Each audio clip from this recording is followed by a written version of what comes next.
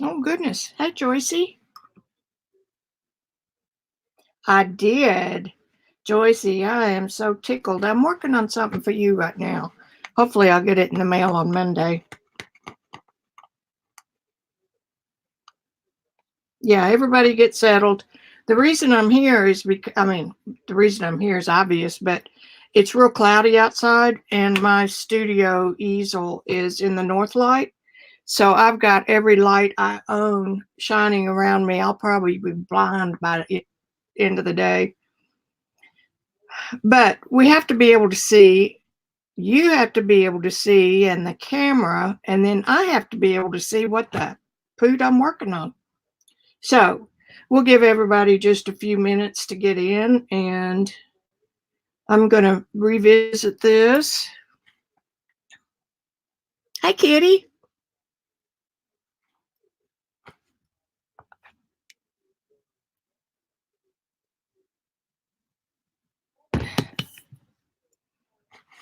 We'll just chit chat for a minute. I went to Rosemary Morris's yesterday. Um, Nothing planned, just four of us getting together, and her studio is such a relaxing place. And the Northwest Arkansas creatives, as we call ourselves, are very easy to be with. Uh, Everybody gets your jokes. Nobody gets bent out of shape about anything. Um, and so it's just a real pleasant experience with like-minded people. So anytime I get a chance to go, I do. I have to leave there at 3 o'clock though, or I don't make it home before dark. I'm kind of like Cinderella. But once everything is all black, I cannot tell where I am in relation to other cars. So, that's not a good thing to be out driving. As long as there's a little bit of daylight, I'm okay. But anyway, I left at 3, got home. I left at 3:30 and got home a few minutes after 5, and it was right before the sun went all the way down. So I'm good. And I mean, I had to get up yesterday at 8:30, but it's worth it. It is worth it. Let's see who else came in. Hey, Beck.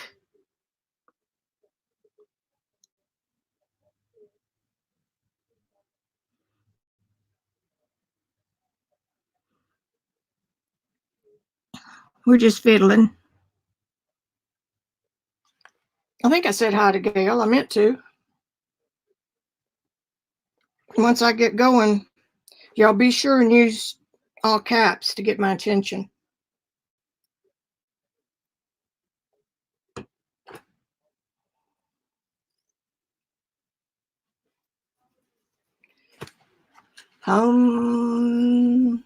Get in the mood. Get in the zone.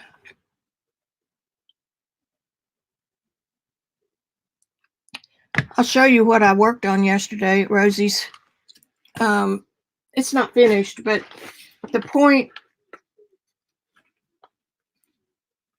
my challenge right now is to slow down and enjoy the process. I'm not in any kind of a competition to win anything or do anything. And this picture is from a photo taken by one of she's almost a Northwest Arkansas creative, Vicki Brown, Vicki with an E, in Texas. She's been up for one of the workshops. So she's a PIB, people in the box, that became friend. Anyway, she took this picture, and I asked her back in the spring if I could paint it, and she said yes. So here it is. Get something untangled here. Nope. I have to go up here, and I'll hold it.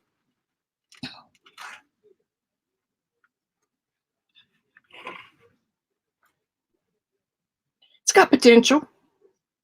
It's highly unusual for me and my style in watercolor, but there's a lot of dry brushing. And the funniest thing is that's kind of, I talk about muscle memory a lot. that, you know, you practice these things until they're automatic. Well, that's what I do in encaustic. And I didn't realize it until I was working with a natural hair brush, and they tend to just, you know, get like this. So I'd have a little paint on it, and I'd just keep brushing it the way I wanted it to go until there was absolutely no paint left. So that's what got me all these cool marks. So I'll have to remember that. It still is not reading. This is barely a block in. Let me back up and say that. And I want this to be the Robin's Egg Blue, and it's close. I may have to do some gouache on that to make it pop. And it appears as though it is, why did you put it there in that position? Well, this position happens to be exactly the lower right tic-tac-toe cross. So I'm in 6 inches and I'm up 4 inches. So that is right in the point of interest. I've got some swirlies going this way, and I've got some going that way. So we'll lead in with something dark up here to swoop down and bring your focus into that circle visually. You know, and you're also visually going to see it by the egg. But anyway, I was right proud of that. I worked on it for about 3 hours, I guess, just plodding along, playing with brown. And I love brown and blue, so that ought to be a cool one.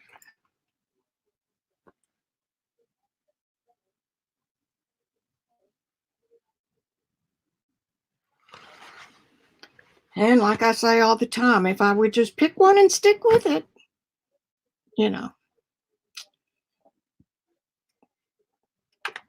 Clean up just a little bit here. Okie doke. I started out with pan pastels, and I quickly went to, if I could put those, I'll just leave it. No, I want to move. I want to move it. Those of y'all that missed, our first pastel session was that. Because first of all, I had to prove to myself I could do it still. And I taped it, but it didn't get pastels everywhere. Okay, now they're up off of my pastels.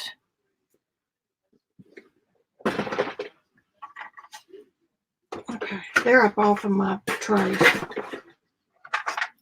Y'all have seen my trays, I think.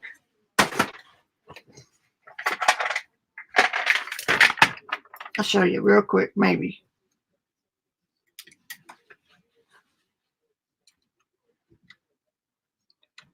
Those are my pastel trays. There's extra pastels in boxes all up in there that are not part of, they're not part of the group in the trays. They're things I've won, and the ones in the trays are a 1 inch piece, 1.5 inch piece of everything that I own in full sets. Do you need that many? No, but it sure is fun. Okay, get you back from whence you came.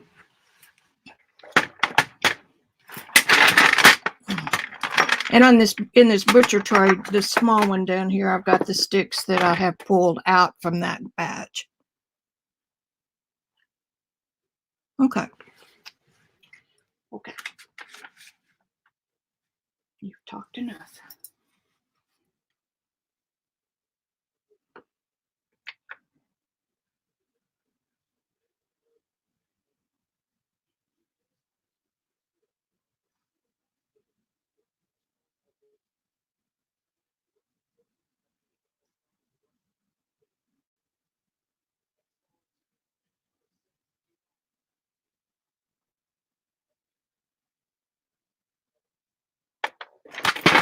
I'm gonna knock that over yet.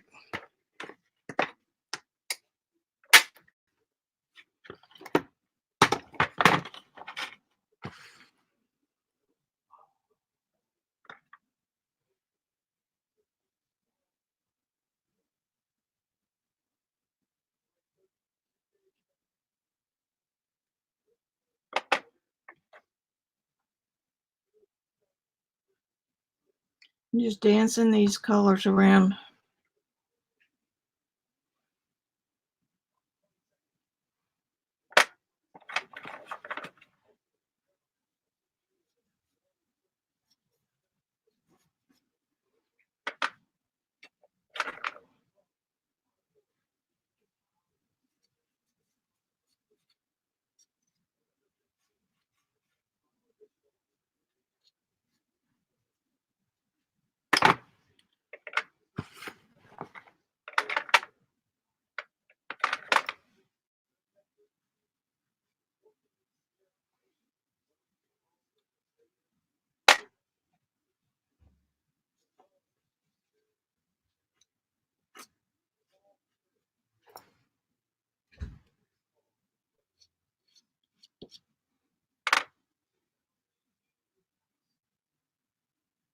I heard the door shut. I thought they were gone, but not yet.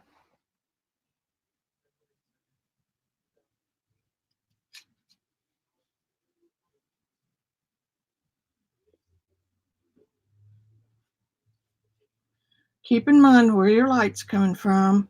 And in this case, it's coming from about,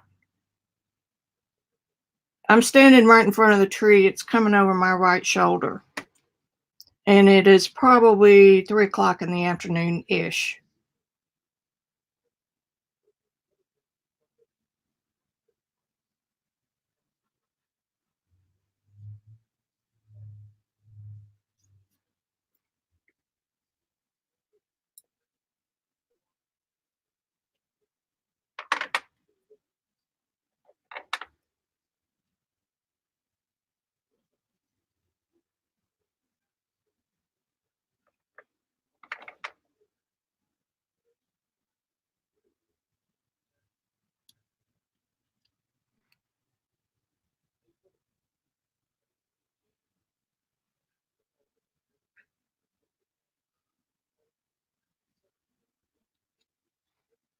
Yeah, when I did the placeholder for this, I just had it pretty much straight all the way down, but it's really not because the limb, it's this one, is not even either. So um, it gives you opportunity for zigzaggies and bumps and stuff like that.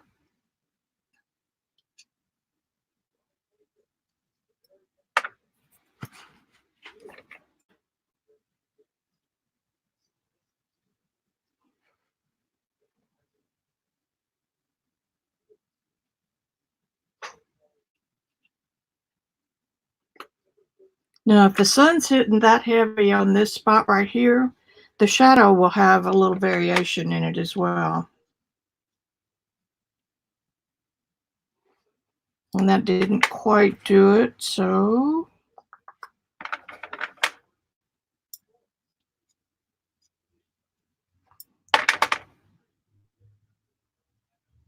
remember, touch of an angel's breath is how hard I'm pressing.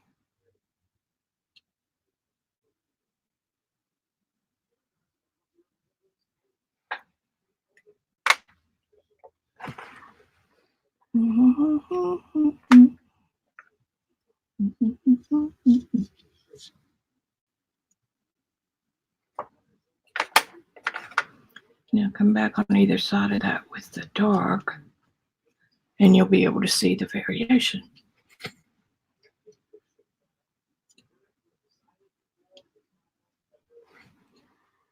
Just a little bit. Just a little bit. And I've kind of got it wrong. It's not hitting the tree exactly right there, but it does not matter.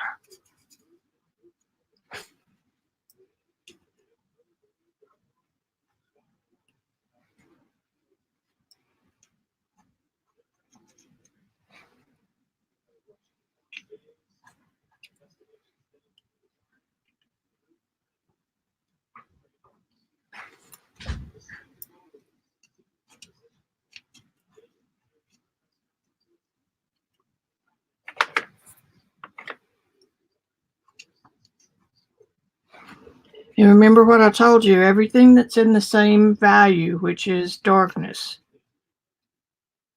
any color you have can be used. So you can put greens and purples and reds and browns, whatever. So you can throw the kitchen sink at it as long as you don't mix up values. And that, my friends, is one of the fundamentals of art. It took me 10 years to learn what they were and then learn how to use them.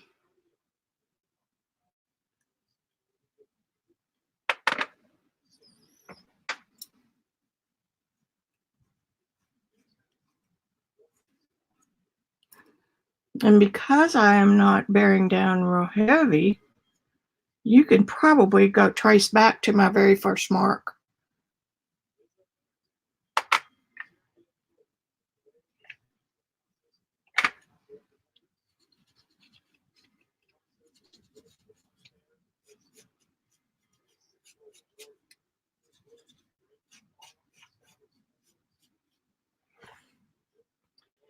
Start to see it come to life.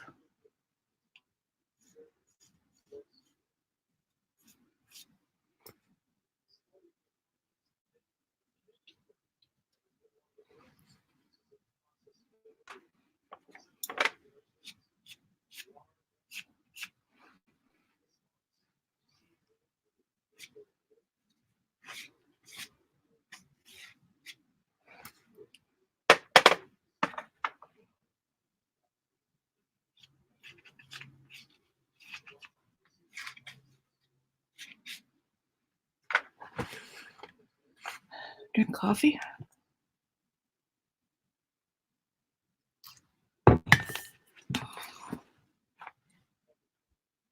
Hey, Crystal. Oh, good. I'm glad, Crystal.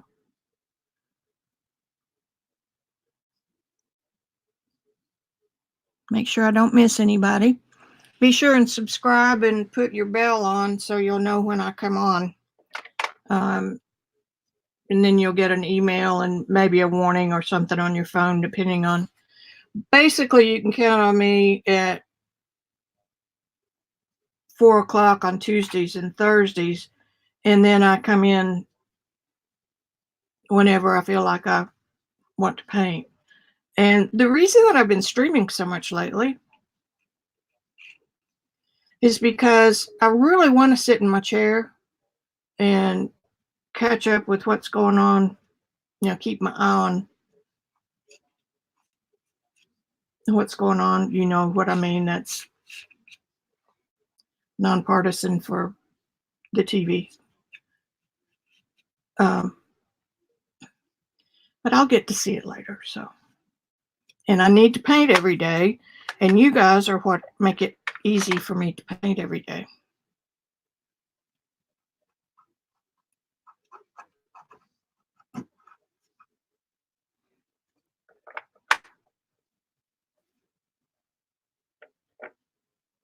You keep me painting. And I got the best Happy Mail yesterday. I don't get much because I don't send much, but this one, old Tough Bones here almost cried, so it was a good one. And you know who you are.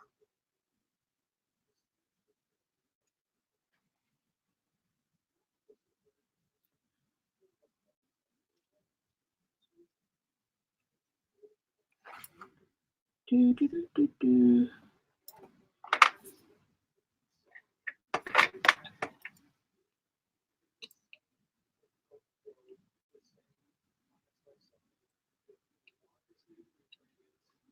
It's warm here today.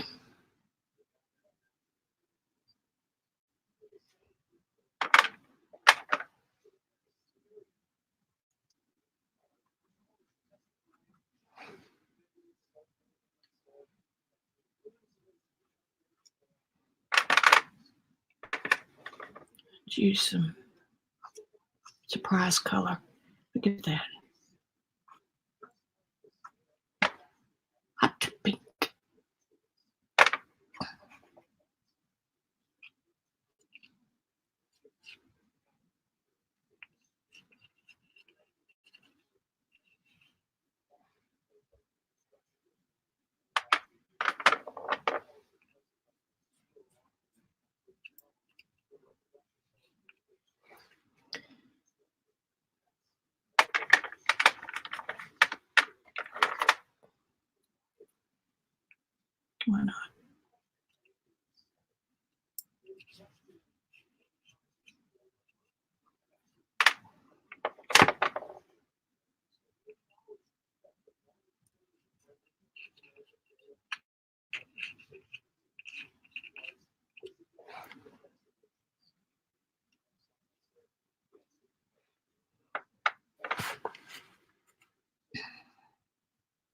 If anybody wants to try a middle of the road pastel in terms of hardness, soft pastels range from very hard to very, very soft, and they're all soft pastels. I know it's confusing, but hard pastels are used for making very early marks. Here's one. They're very hard, so you can get a teeny little mark. But they're also used to help blend all those layers you put on underneath. Because they are so hard, they just kind of move and deposit very little pastel. But the workhorse for me is Rembrandt, and it is middle of the road in hardness. It's good quality. Their numbering system is the same as what Pan Pastels has claimed for theirs. And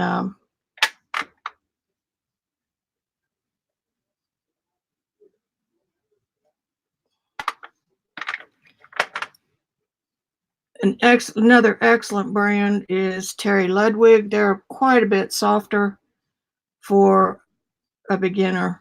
I don't know Mungyo. They came into being after I quit going to the pastel shows and stuff.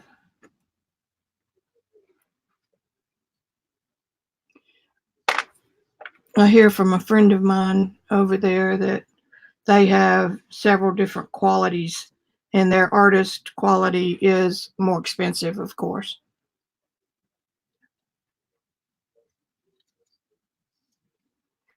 But I know Rembrandt. I would recommend a 40 piece or whatever it is, 48 maybe, of new pastel. Those are by Prismacolor. And they are this size, but a little smaller. How's that? This size, but a little smaller. This is a new pastel. These are Holbein, and I like the new pastel better. I'll just use a little bit of that.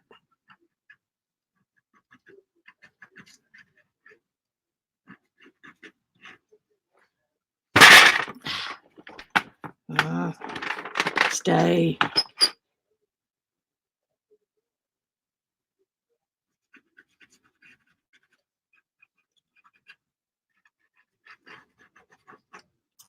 And I would recommend Open Stock Rembrandt. If y'all know me, you know that I like, I don't know, if I were just starting, I think I might use one of their starter sets. As long as, don't get a specialized starter set. Those are kind of gimmicky in any brand. Make sure you have warm and cold colors, warm and cool. And you need a good assortment of red, blue, and yellows. And you can pretty much do whatever you want. So there's my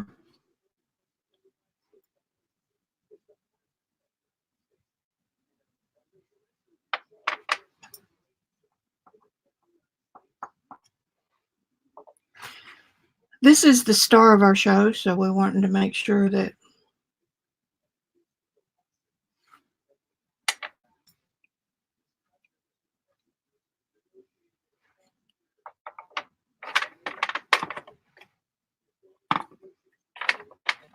it's going to get the attention it deserves.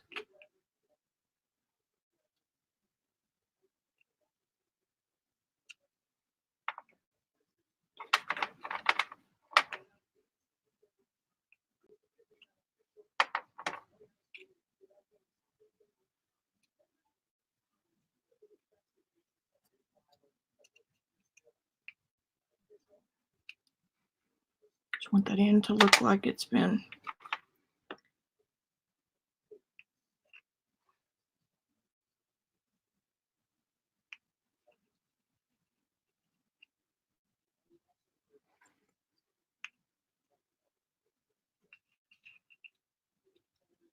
So save your pennies. I do not recommend pen pastels because you cannot do these kinds of things with them.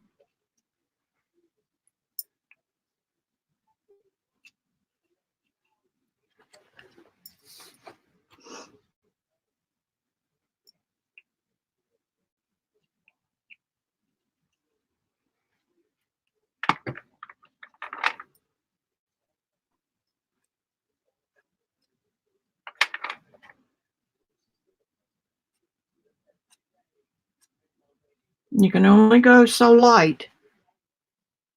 So if your light is not light enough, then you've got to put some dark where you want it to look light. And I just pounced that right off of there, but that's okay because this is push and pull, as is all kinds of painting.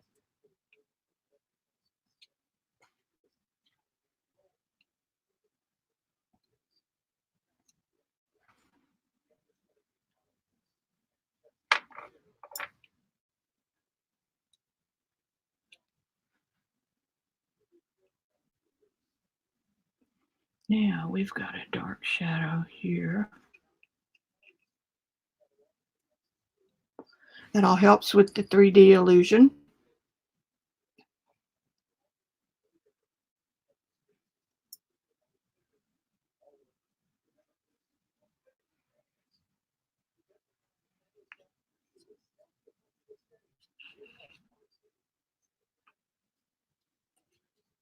Got some little dappled leaves going on.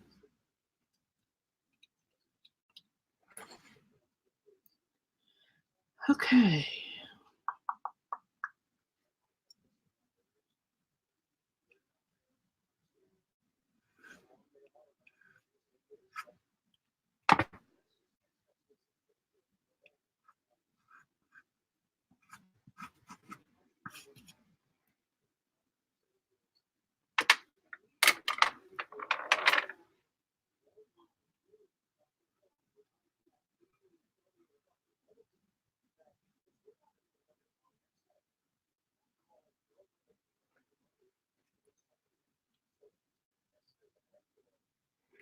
Beck, I saw your video.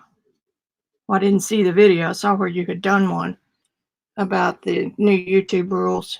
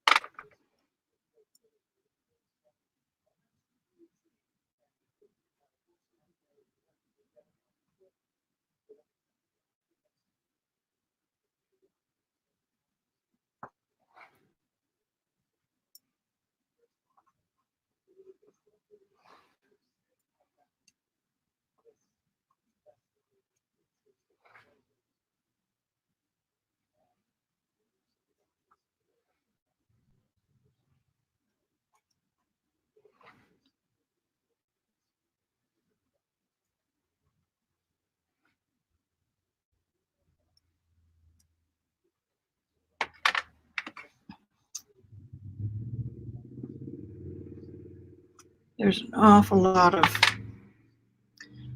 fluff and Chicken Little stuff going on about it.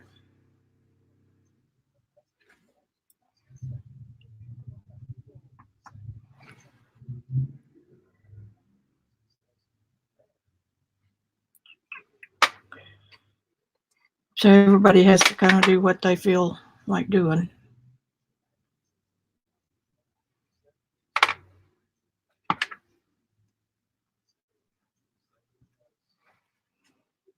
If anyone decides they do want to get into pastels, I'd be more than happy to guide you or give you my opinion.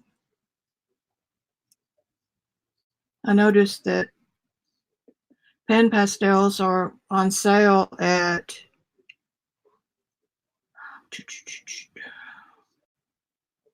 Jackson's in Europe.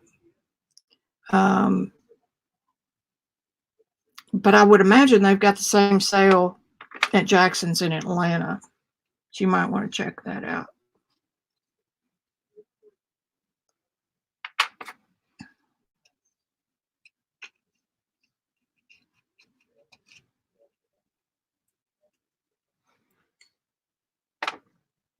Now there I just put in some light green to make this dark pop a little bit.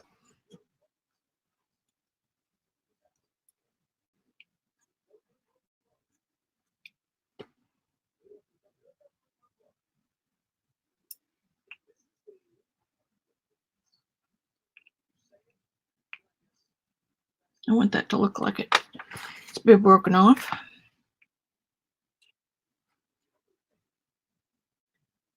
All right, I'm not unhappy with that. We've got a little bit of shadow coming from up above right here.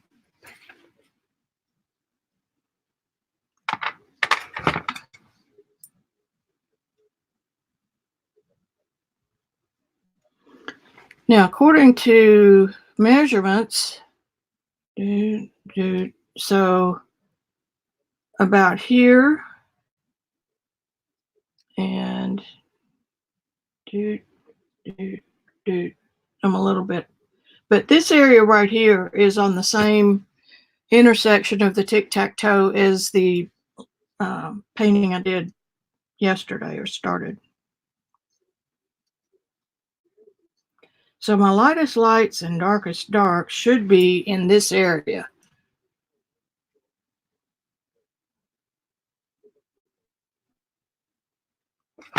And that's a rule that can be broken.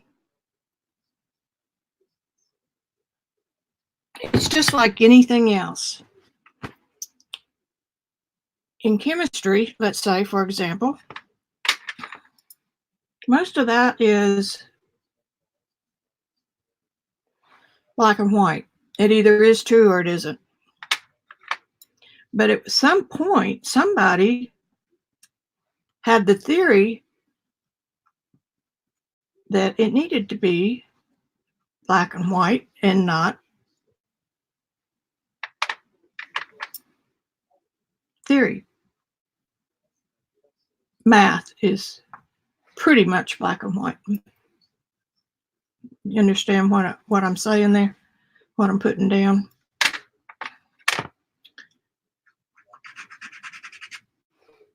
Very little coming off on that. I want a hot pink.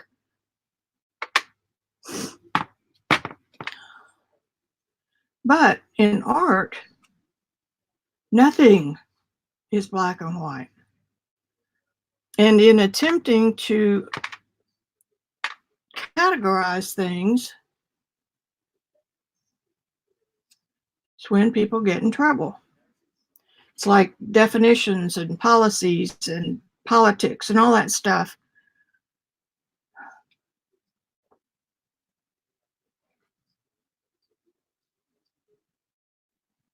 I've got that looking a little too much like a tree knot. Some things have been proven to be true at a specific point in time. And those are obviously up for change. So I said that to say that sometimes the more you try to categorize and define something, like in art, the more you confuse it. I could segue into religion real easy there, but I won't. So I say that's a rule to say that it can be broken. In general, I like to say that the rules are important for a beginner. Now, this is if you want to learn how to paint. If you don't want to learn how to paint, then ignore all this. And this probably isn't your channel. I'm teasing. I'm going to bring that down just a little. You have to know what the rules are before you can break them.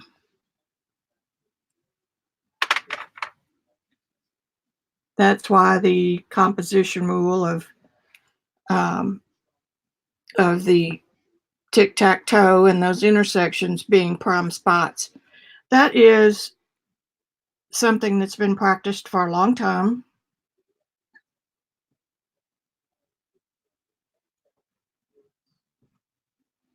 And it is a very simplified way to explain the more difficult aspects of composition.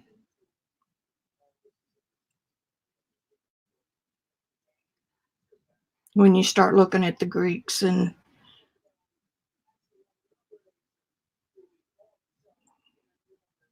well, actually the Greeks really, they're the parents of a lot of this thought, especially on composition.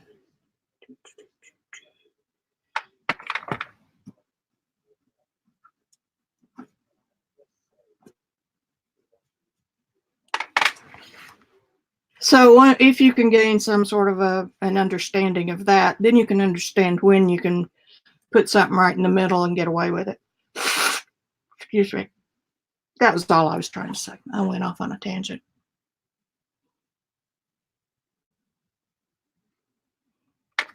Let's see, where am I? This one.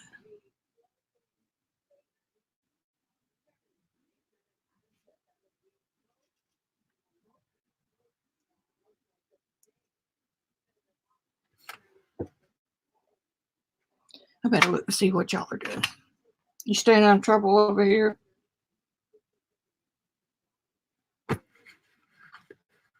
Yeah, oh, it didn't work? Copy it and paste it. Maybe that'll work.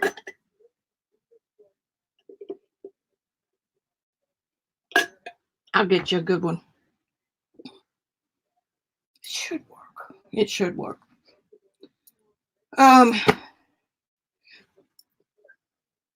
Y'all brought up the class. It is not. I'll tell you what it is not. It is not how to do 1001 watercolor techniques. It is not how to take a picture of this particular tree and paint it. It is not that for oil, encaustic, soft pastels, or watercolor.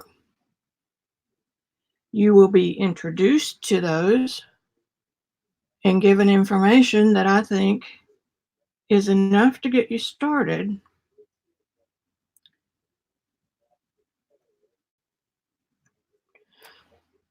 It is a discussion of things that I'm having with you right now, and it's teaching you how to paint on your own.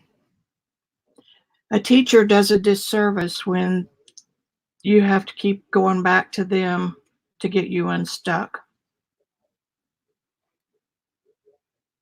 So these are more things that are taught in a first-year class in a university.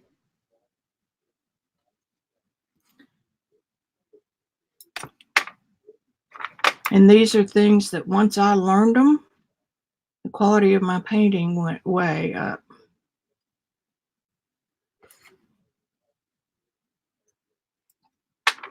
So it is evergreen. It will never go out of style because these theories and things don't go out of style.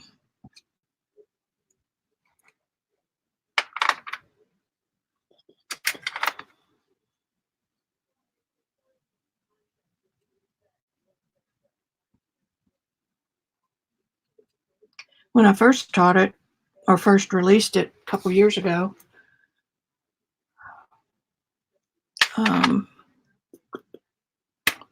I included the kit that had all the oils, the pastels, the watercolors, enough to get you started.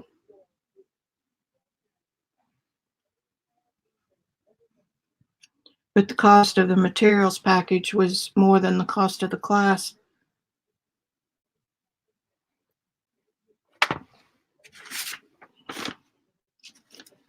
But I am a fanatic on, if you are going to do that, if you're going to study with anyone, not just me, and they tell you that you really must have this particular brand to approximate the results that are going to be shown in the group, then you better by God have those, because you will not get the same results as a beginner from other stuff, other brands. After you have some experience, yes, you can, but not when you're trying to learn some basics. Okay, I think I've kind of said what I want to say through there. She says, as she reaches for another stick. I do show some, okay, let's just slip on over here. Some projects, because that is essential to get you started. And once you do that from me, I will tutor you for free as long as you want it for things that are more advanced.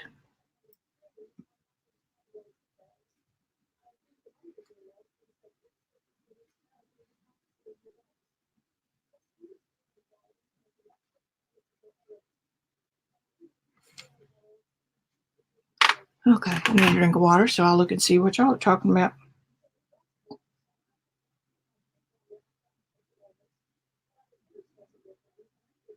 I'm reading. Okay, hang on. Let me go back in here, because I have checked it 49 times, which doesn't mean anything.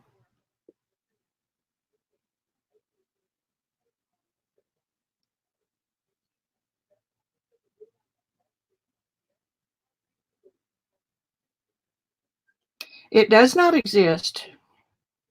Okay.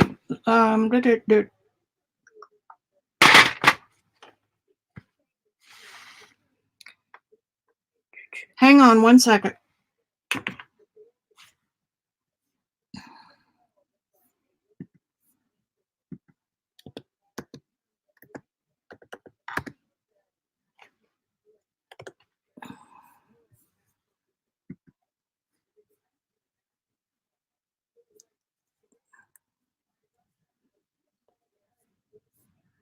Hang on one second.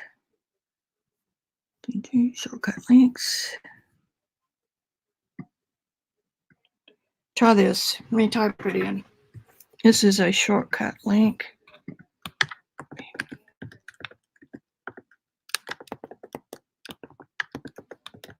There. Try that, and then I'll get it changed if that works for you. I don't know if it'll make a link. An error occurred.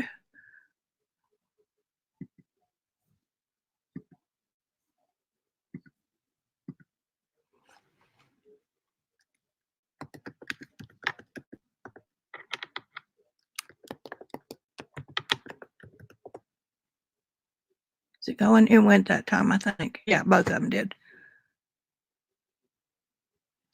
IAPS stands for Ideal Art and Peace System.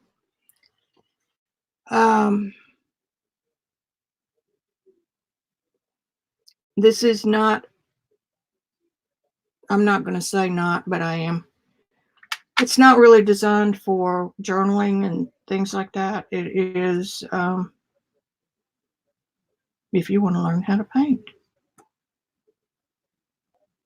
And there's no harm if you don't. I mean, like, I love my intuitive journaling.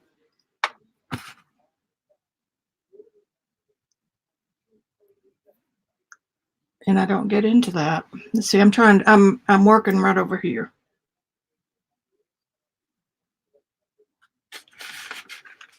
Right in there.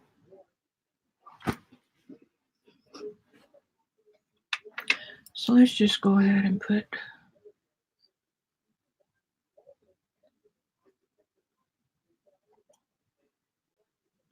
and comes down. And then it comes up. And then it comes over.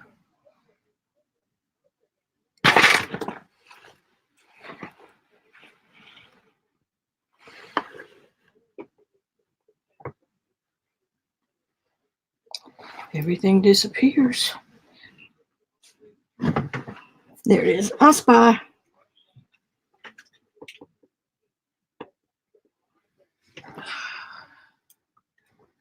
Did that work?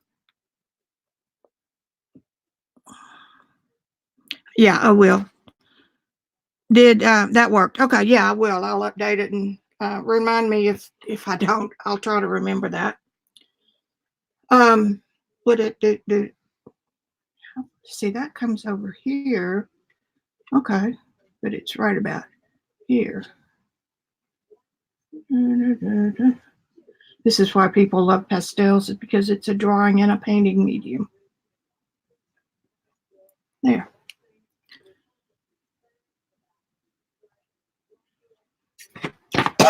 Excuse me. Right near here.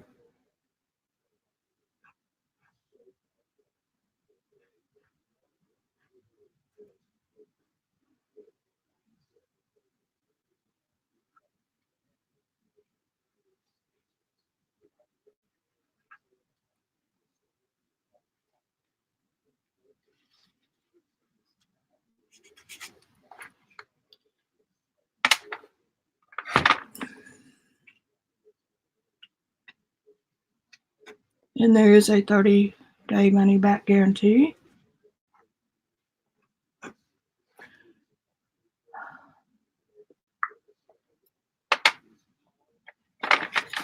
It made me so angry when I first started trying to learn how to paint. And for one thing, it's hard to find a group class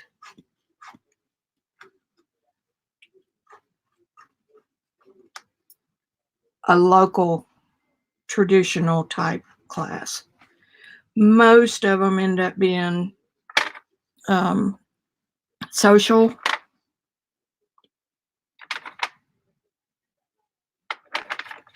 which is fine if that's what you want.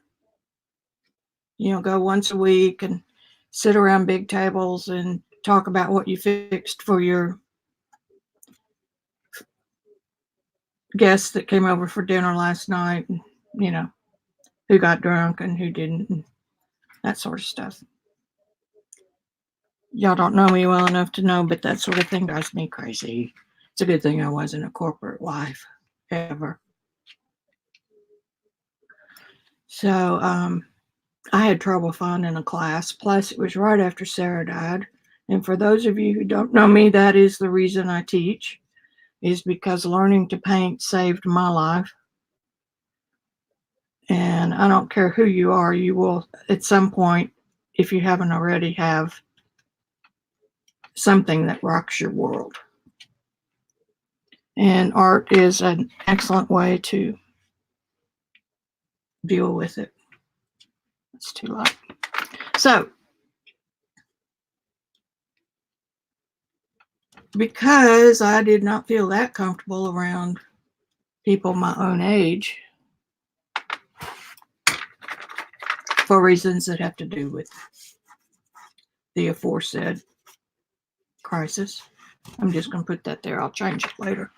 I found a group of retired women in a community just north of here called Bella Vista.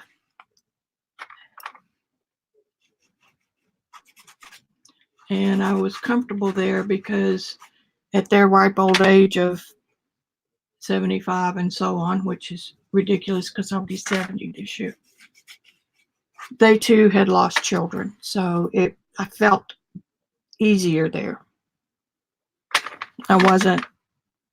People didn't look at me and talk behind their hands like they were prone to do. So But anyway, the class was met once a week, and everybody came to do the social talking. And I was there to learn how to paint, which wasn't taught. What we were taught, or what the process was that you would start a painting at home, and then you would come back the next week and you would get help with it. If you were stuck, which, I always was, I had the ability to start a new painting and get to maybe 25% before I was stuck. And I had to have the teacher get me unstuck. And what I thirsted for was, why am I stuck? I don't understand the why part of it. And some teachers can explain that to you and some cannot. And the ones that cannot will keep you coming back to their class as long as they teach it and as long as you pay for it.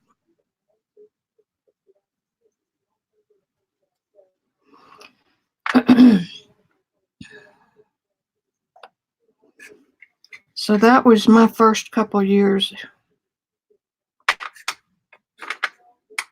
in painting classes. I would go in after a week and I might have 5 or 6 paintings started on full sheet watercolor paper without a clue on any of them of what to do. And I would get my marching orders and I would work on them a little bit in class and go home, maybe work another 10, 15% and get stuck again, have to have the teacher. Well, I didn't want to have the teacher every time I hit a crossroads.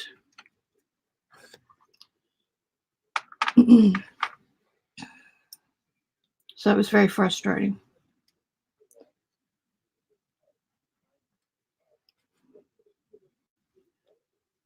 It took 5 years before I knew what I was missing. And what I was missing were the basics. I was entering competitions and winning a few, but it wasn't enough. I wanted to know why. And I was in France with the same group. Now we did some cool stuff, and the girl that owned the retreat came up to me and she said, "Oh, why are you doing that?" I said, "I don't know." She said, "Well, you need to go back to the basics." And when I told her that I did not know the basics, she said, "Well, like art school stuff." And I said, "I didn't go to art school. I went to business school." So that's where the boys were. I wanted to marry. I wanted to be one of those corporate wives, which in retrospect looks pretty good. But anyway, she thought I was joking. I mean, honest to God, she thought I was making it up. And I later think it was because I had enough proficiency just by the seat of my pants that she thought I had more knowledge than I did.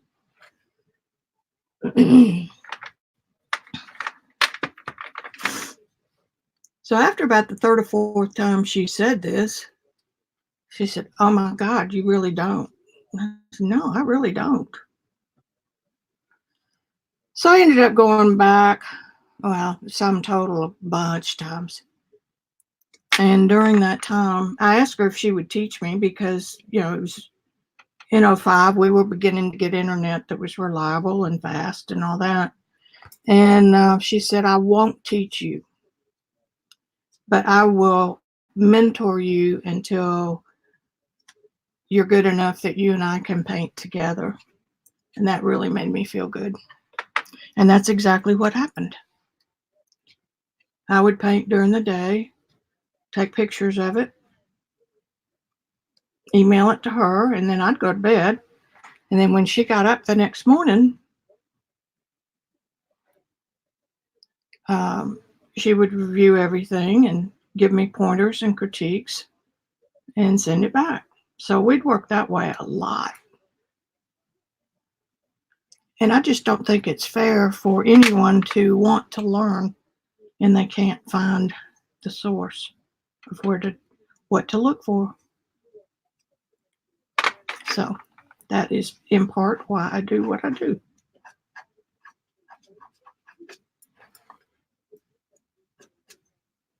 Any questions?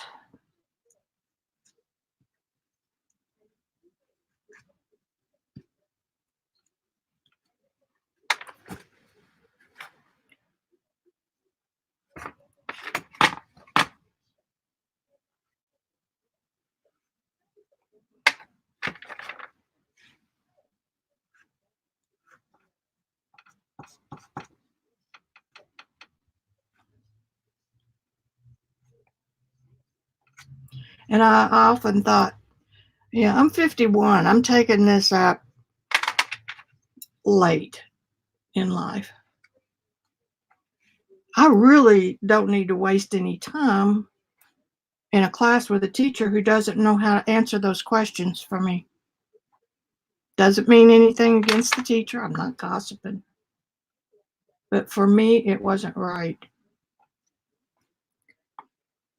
So through that meeting with Kippy, or being around her,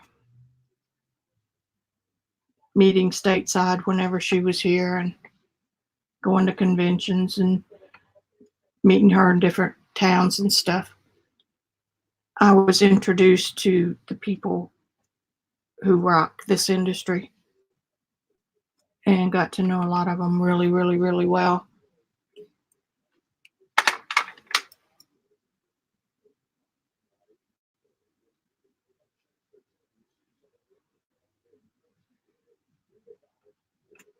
So I'm sorry if that sounds like I'm bragging, but so be it.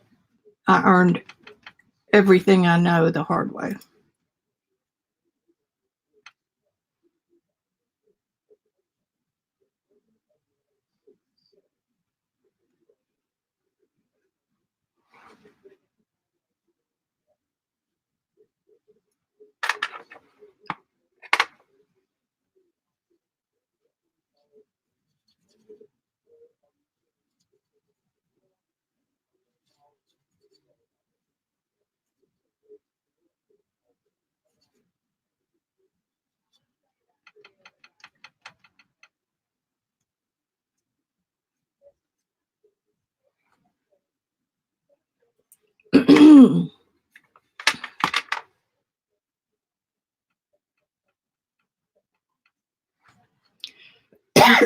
Excuse me. And I'm not sure how many of these little viney things I'm going to put in. So for now, I'm going to leave it, and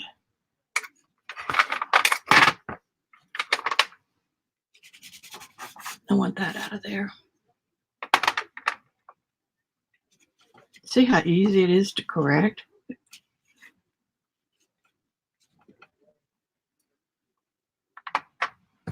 Okay, that looks pretty good for this stage.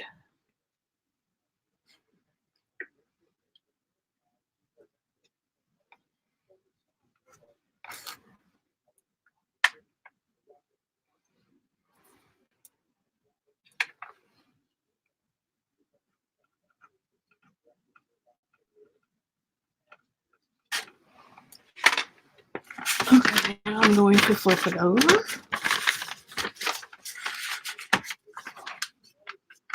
My light is doing good. It's dim outside, and I can still see good enough to tell what color I've got.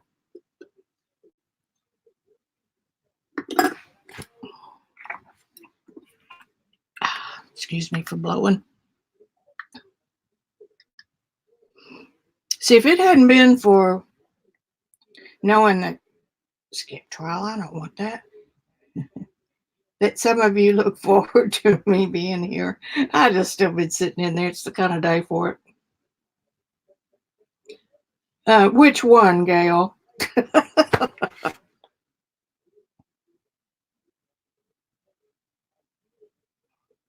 Hey, Stack Shapes. I don't know that I know you, but welcome, welcome. Crystal, once you get,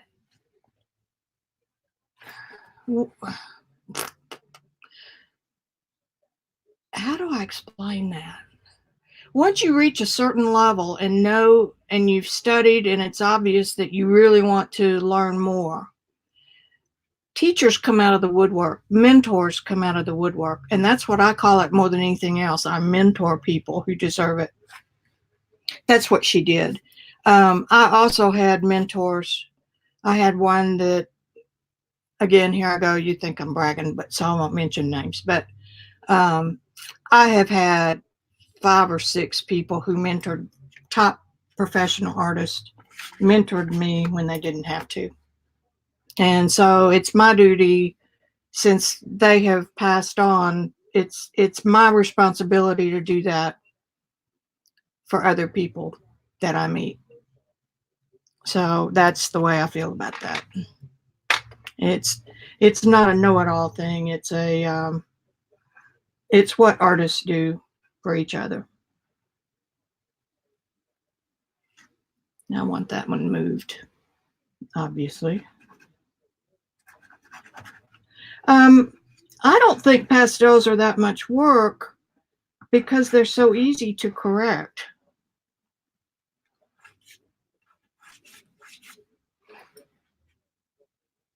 But that's me.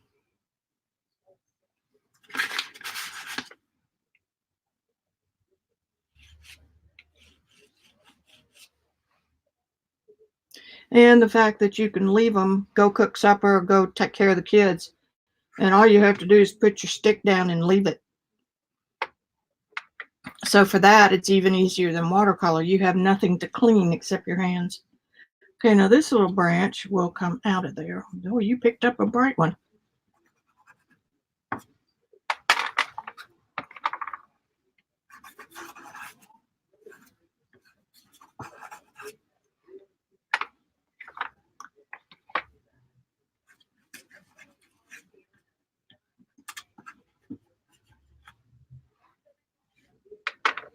Okay, I'm looking again. Sanded paper. Um, I'm quite sure this is, oh, duh. It's watercolor paper. I forgot. But I put a coat of clear gesso on it, and it feels just like sanded pastel paper. That's why when I felt it, I thought, that's Wallace paper. But no, it's not.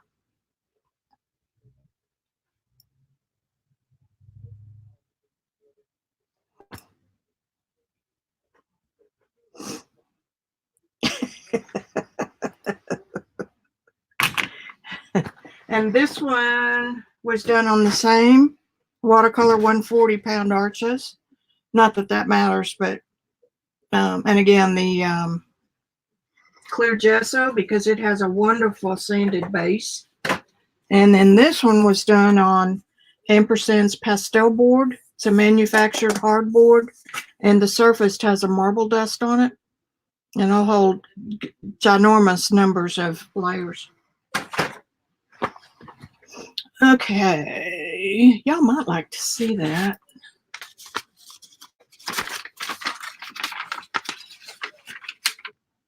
And then you can't see that there, you know that.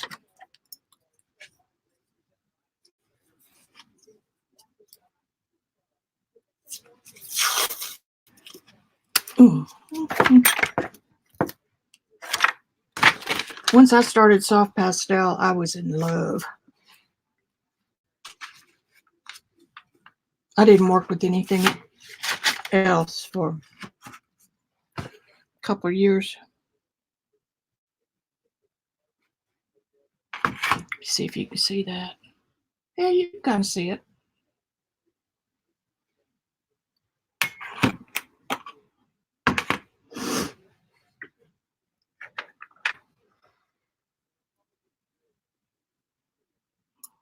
Now what? Let's see, 1, 2, 3. So, ha! I did that. What I had first was closer to right. Pay attention. See, I'm trying to talk, and And I really need that because it's such a different shape.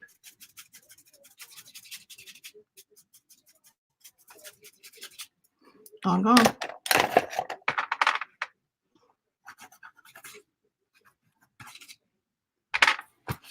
Okay, now let's go for it again, Scamp. I think what it was, I had it too close. Yeah, it needs to be about right here.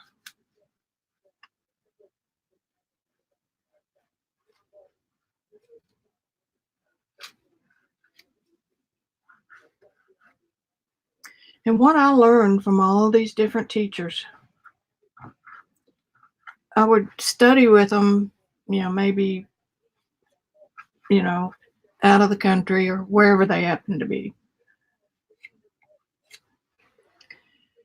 And then I would come home and another workshop person would come through town and I'd study with them. And finally, one of them told me, said, you know what you need to do? You need to go home and quit finding people to study with. And you need to assimilate all the information that you've been taught and secrets that have been shared.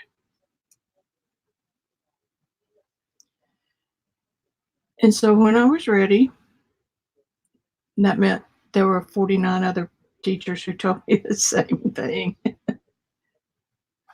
I had several said, look, I've taught you all I know. Go practice it. So I did that. And I went back through every note that I had from every teacher, every sample piece I had done. And that one just disappears in foliage. And I tried to remember being back with them, and I could hear them in my head. And you'll hear me repeat those little things that I learned from them from time to time. But I had to paint volumes of paper, paint, canvas to assimilate that information into how Vicki would say it. Until then, it was so-and-so said, or I didn't take credit for it. And then one day it became clear that I was not painting like any of them directly. I had taken little pieces of each one that resounded to me, and they were kind of all mingled together into my hand.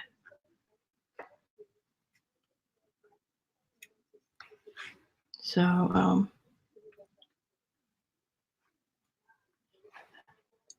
it is my job to pass it on.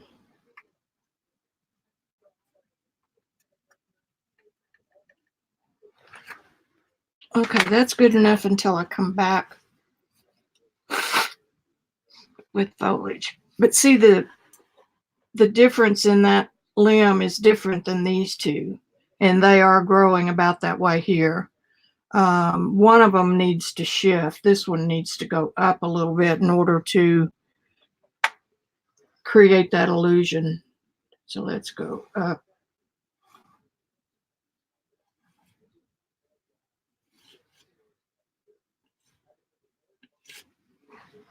There, that's better.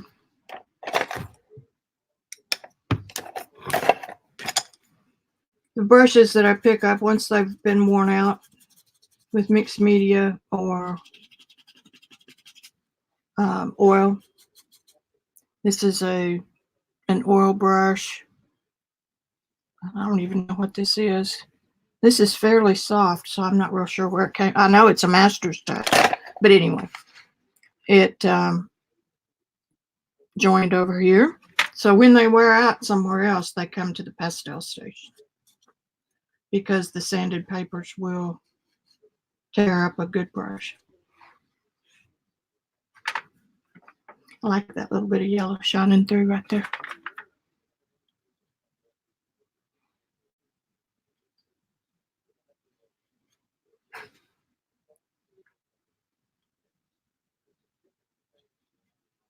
That's really too light for right now.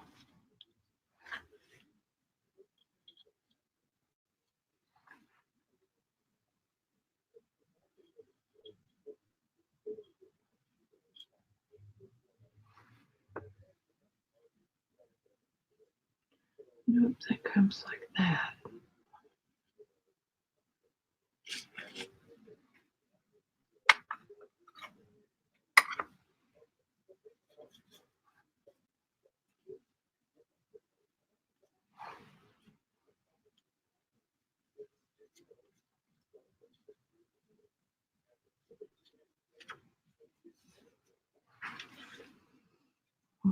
We come back to you.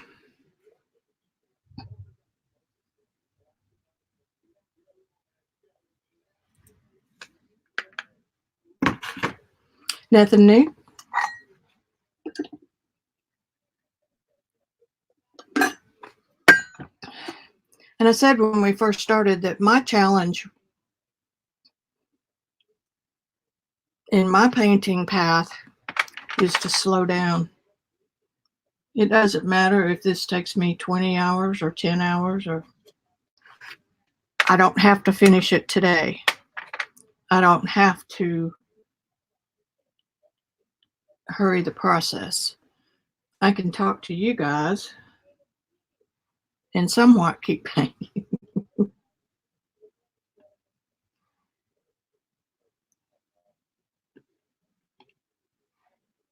Crystal, this watercolor paper also had a, you can see some up here. It had an experiment with watercolor pigment outside in ice when it was real icy and cold.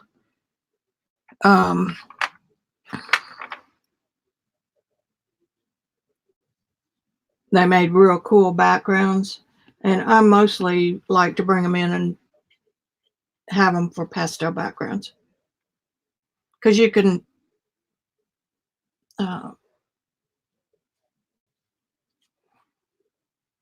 they're easy to cover over parts that you don't want. Okay, now that goes up. The anatomy of a tree.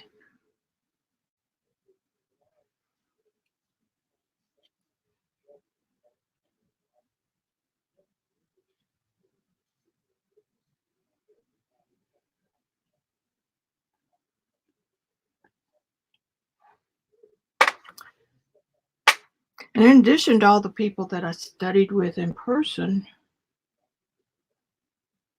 I can't tell you how many old school DVDs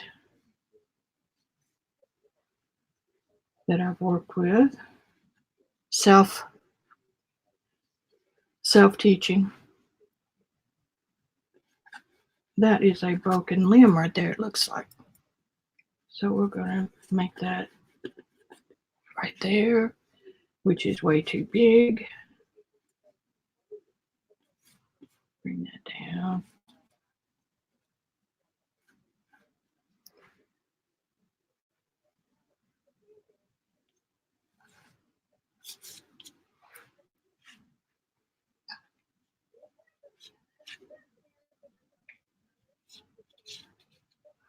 Thank y'all for showing up early with me. I was so disgusted Monday, or what day was it? Tuesday. Because I couldn't see what I needed to see. And I've got a camera right here above my left eyebrow.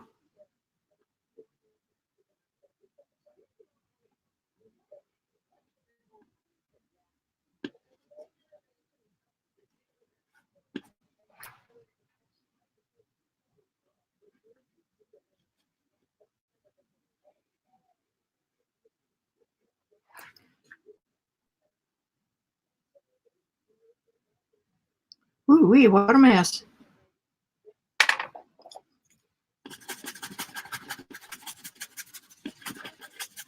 Let's do that over.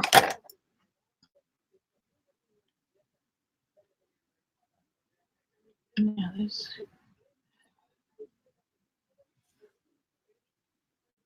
Dude.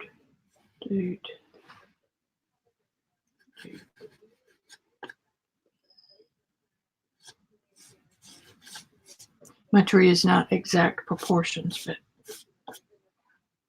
I need to at least make sure it's proportioned for itself here. Do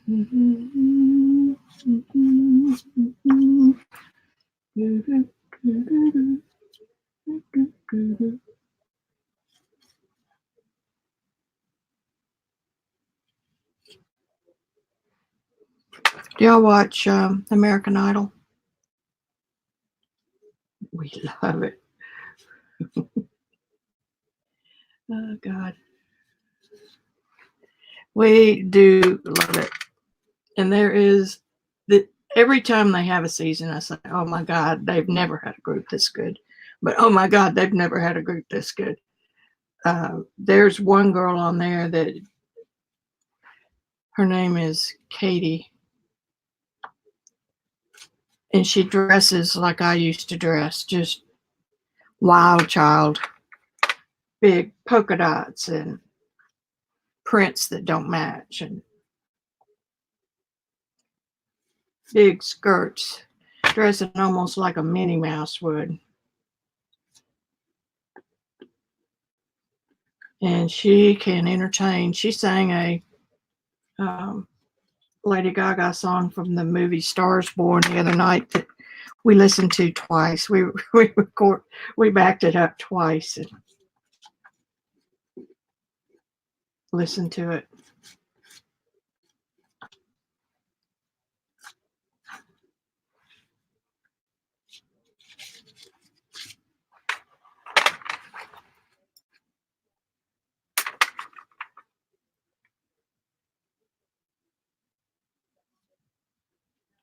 No, I don't want that one. I keep picking up that light one. Here's the one I want. One that I want. Ooh, ooh, ooh, ooh. She's the one that I want. I'm not a singer.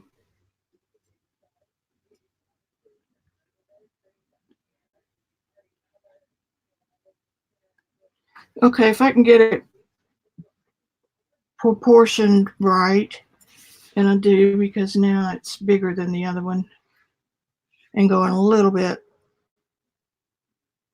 of a different direction.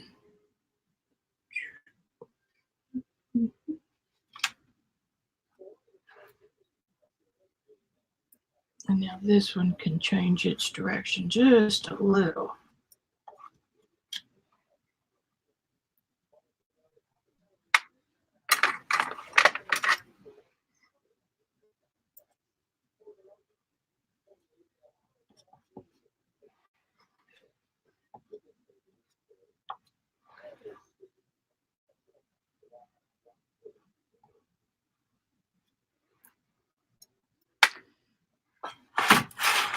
Okay, now we have another branch. I've got it a little penciled in, so let's go for it, boys and girls.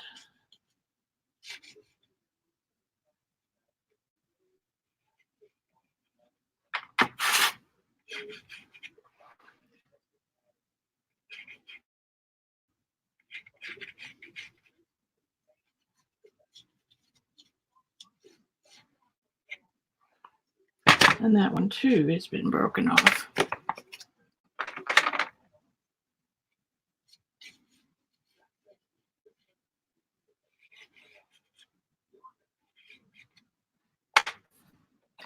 And don't forget that, I don't know, it's Thursday night. I think Beth comes on, I'm not sure. Another person in the group for those of y'all who are joining us the first time. I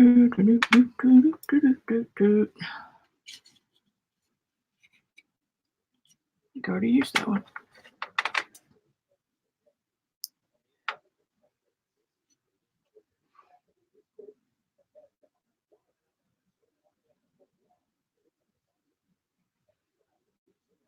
This one should be over here just a little bit because it's it wouldn't be coming out the same side.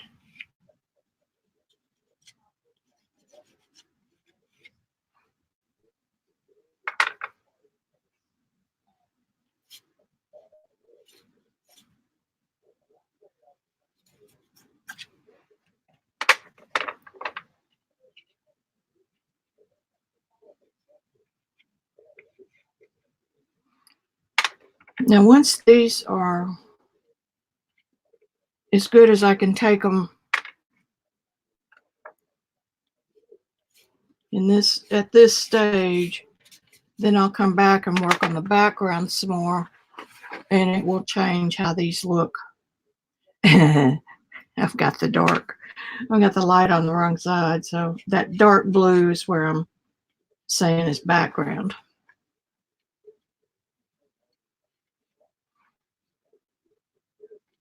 And then the light changes and it flips up here.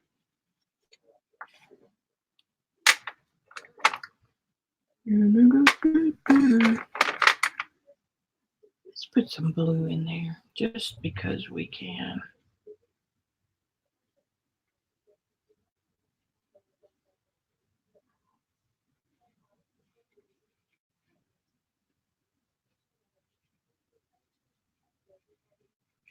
It's the same value as most of my other colors, so I can do that.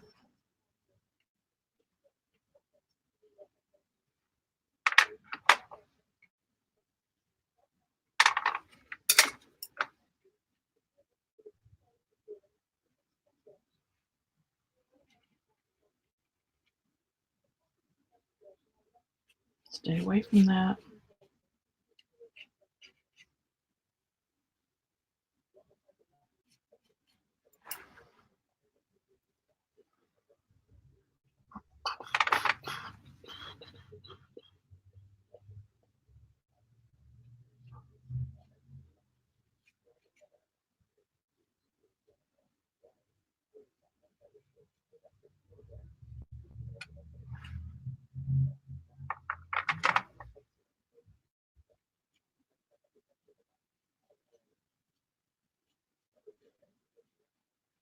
The other thing about these branches over here is that they are not in the center of focus, so they won't need to be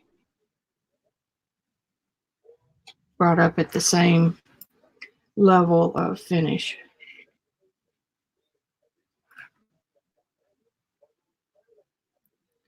Okay, and this one does that, and this one does that. See what just changing that does?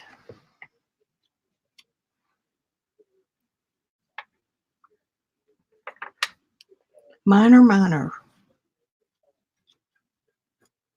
You know, this comes down.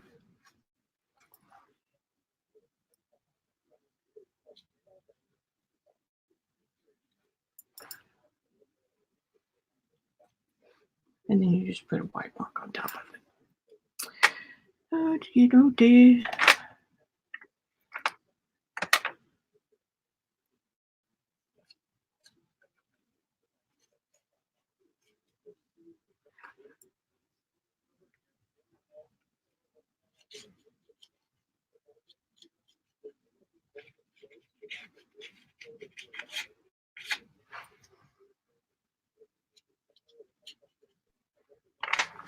Okay, let me see what y'all are doing now.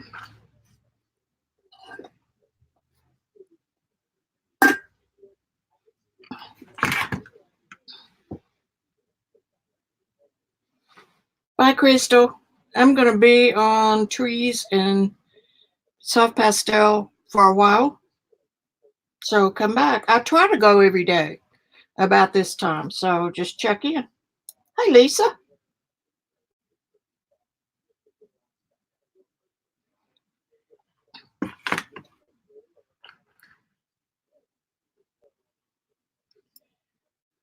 I'm going to dabble just a little bit in some of these backgrounds. Some of these background areas. There's that bright one. And that one is too. How about this one? Third try.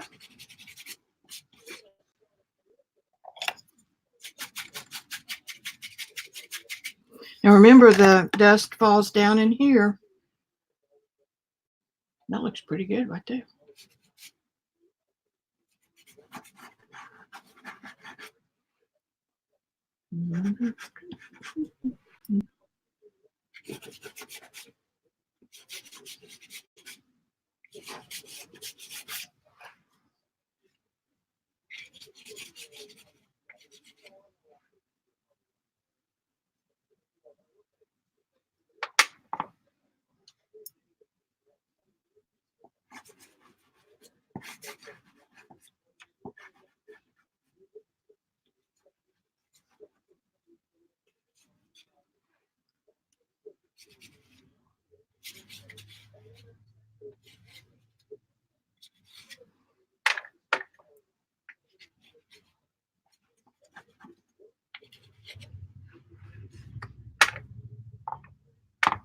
Move those brights out of the way.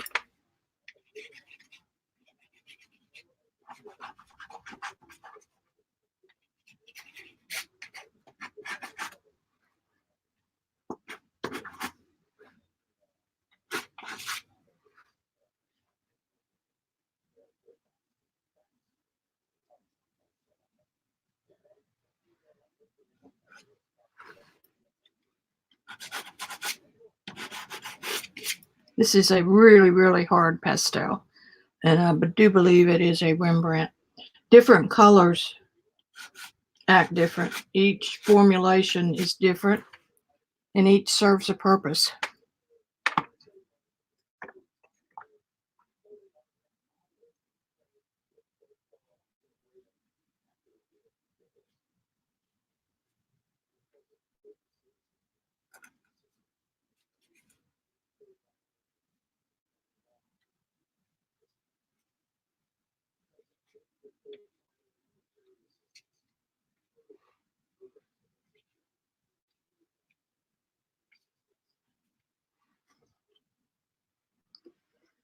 Now I need a gold.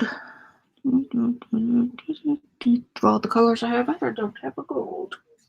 Yes, you do. You have. What happened to the big one?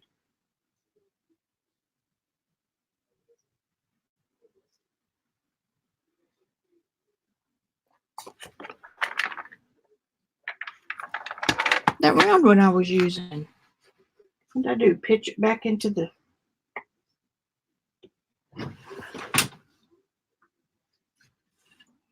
I have a rubber, like a kitchen mat. Oops, sorry.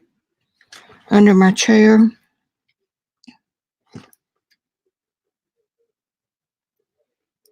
Because you haven't lived until you've ground a pastel stick on the bottom of your shoe. Where, I don't know where that went. Is that it? Nope.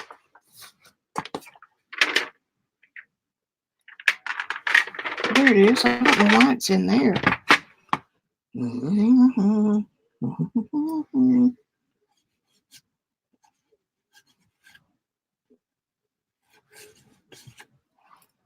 little bit of gold.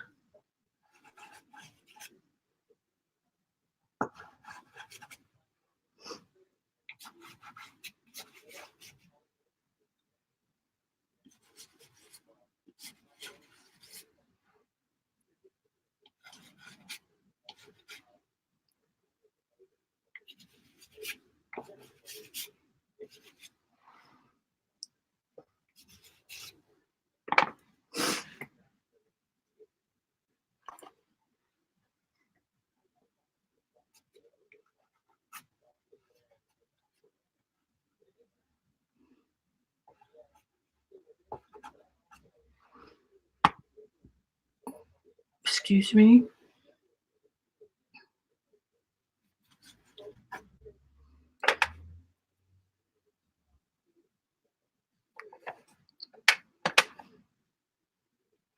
Nope. I need some of my darker.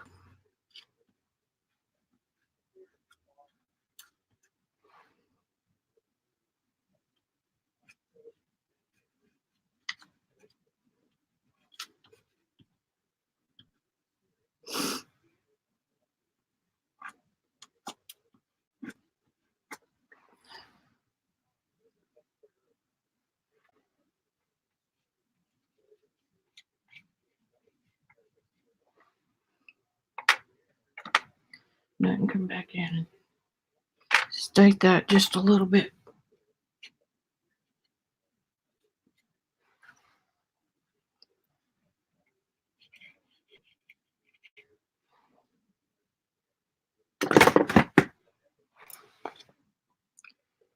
Something hit the dirt.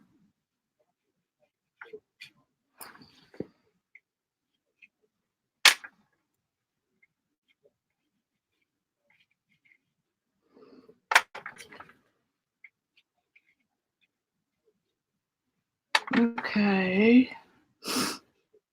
That's pretty good because we don't want this one being in our face. This looks kind of nice. Okay. Need a little bit of dark.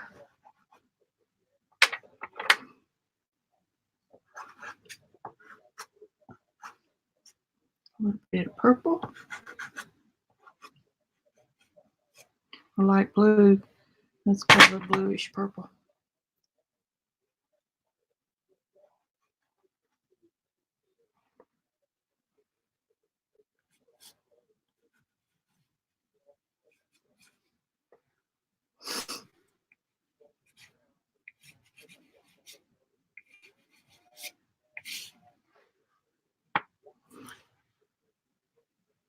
I've got kind of a checkerboard thing going on there, which I need to kind of glaze.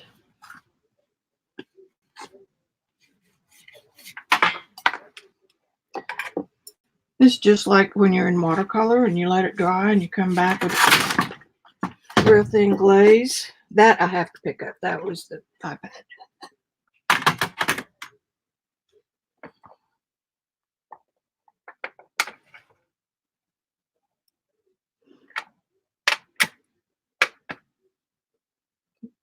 Isn't that it? Anyway, I'm just very lightly glazing over those to unify those colors, not because I want a block of color. I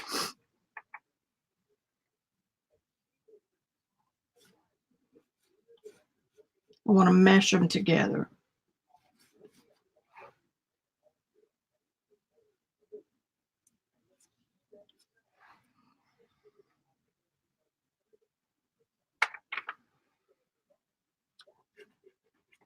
I said I really like this.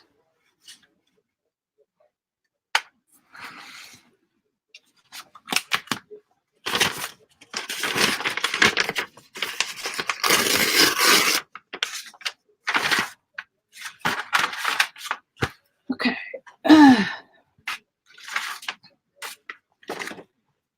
Ooh, that is a magnificent tree.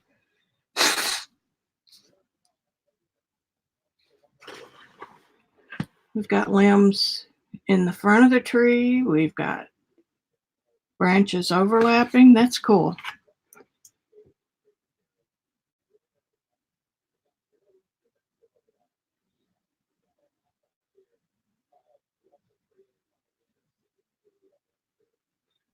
What time is it? It's 4:30.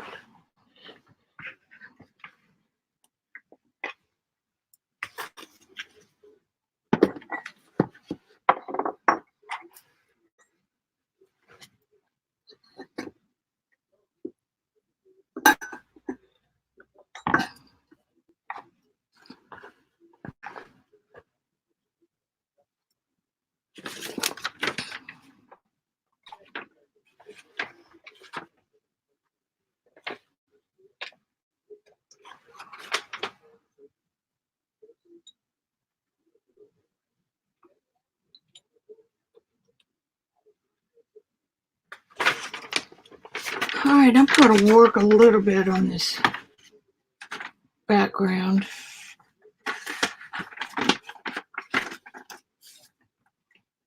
That's not going to hold.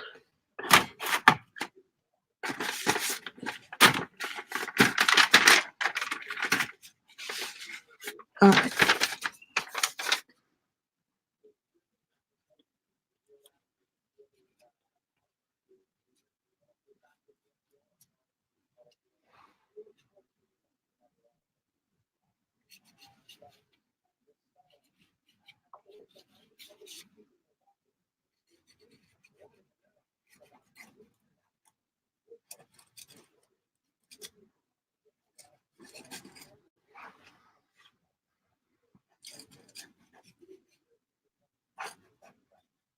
This is a real dark brown.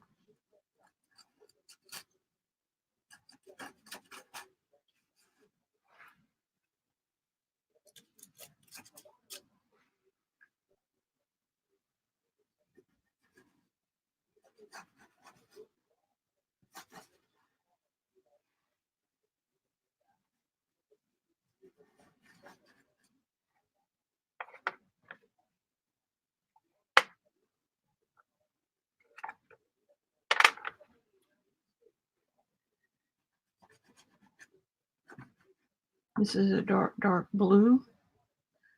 Kit blue.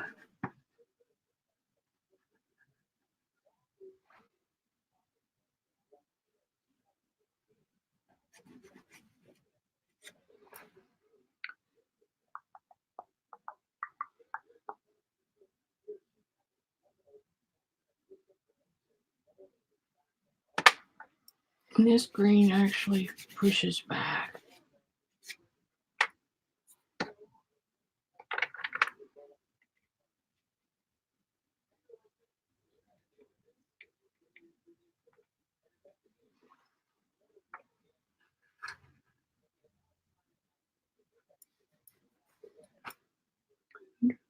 Ooh.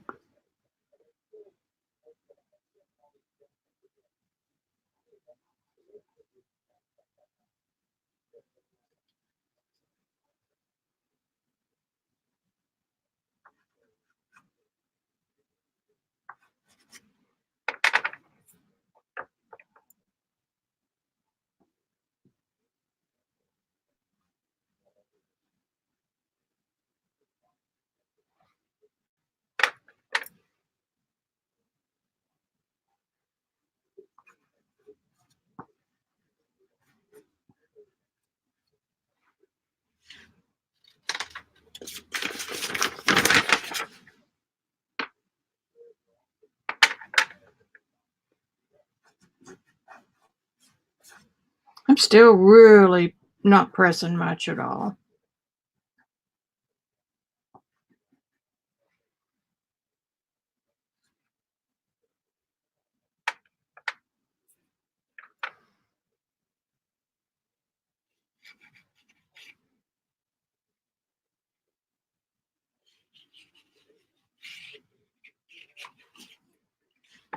I don't think I'm going to work on shadows right now, which is what that was. I'm going to have to live a bit with this area.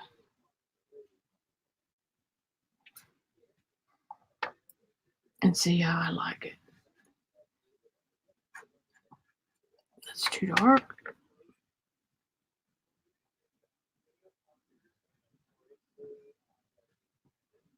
By varying pressure and varying direction, you can get some pretty cool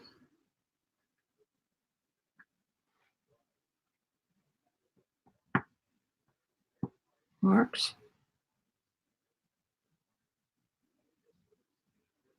And you don't want everything, that's for sure.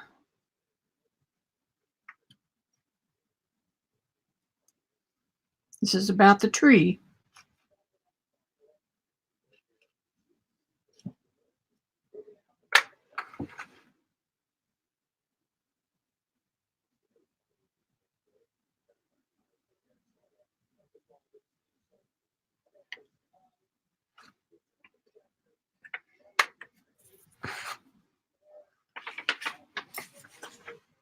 Ooh.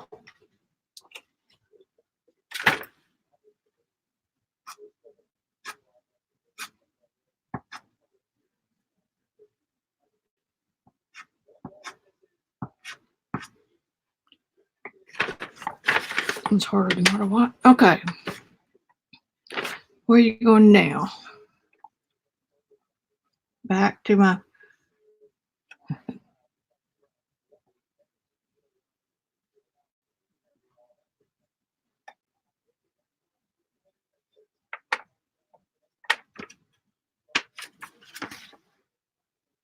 We got one of those weird things poking out. See it? But I don't think I'll put that in there. Okay, now that's coming out there. I got to make sure I'm where I need to be.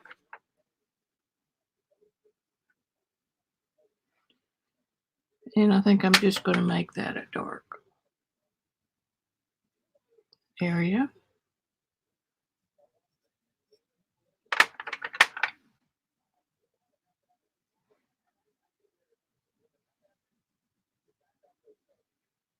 Moving on up.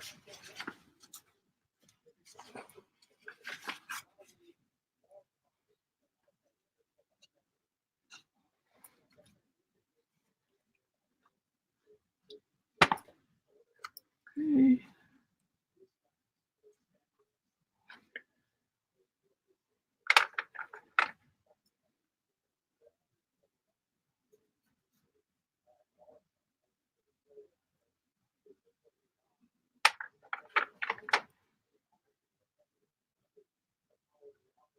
This poor tree has been around.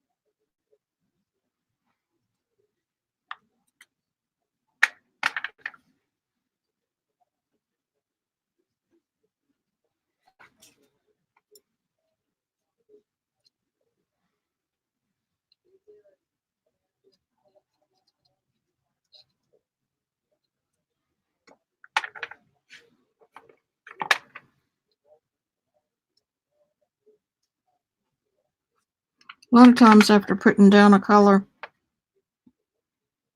I'll come back over the top of it with something lighter.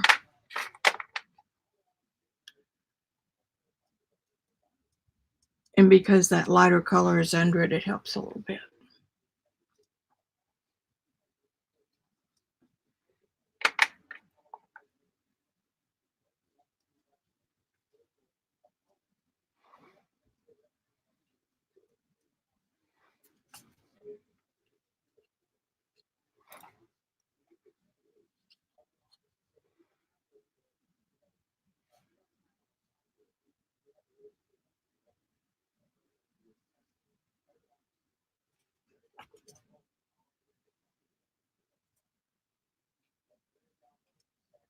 And I gotta put them up here.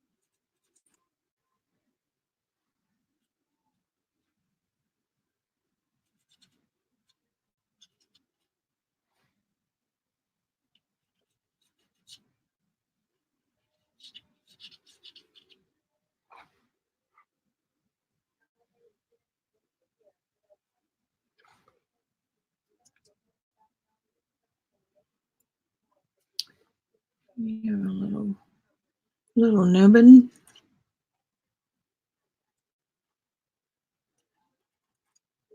And limbs on trees are normally angular. They're not perfectly round. That one kind of is, but I'm changing it. And then it's coming out right in here.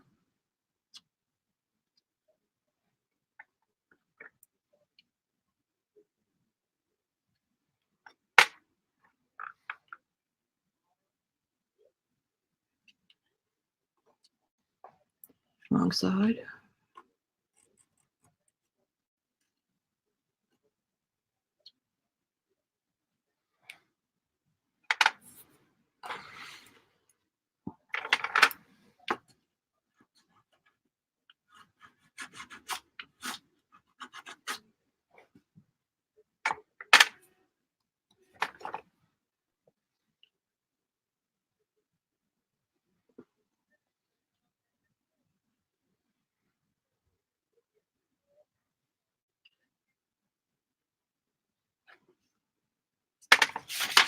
Oh, my arm's got to break. Take a break, take a break. Hey, Lynn.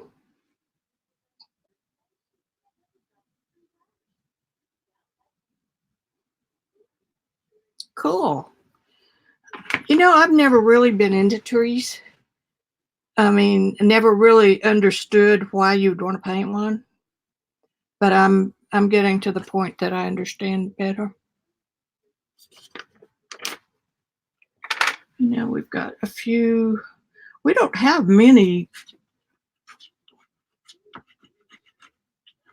And that one's not going to do it at all.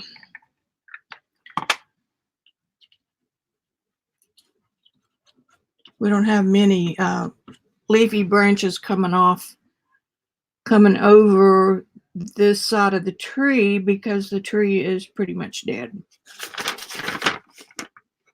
I'm looking. And there is not a green on top of that anywhere.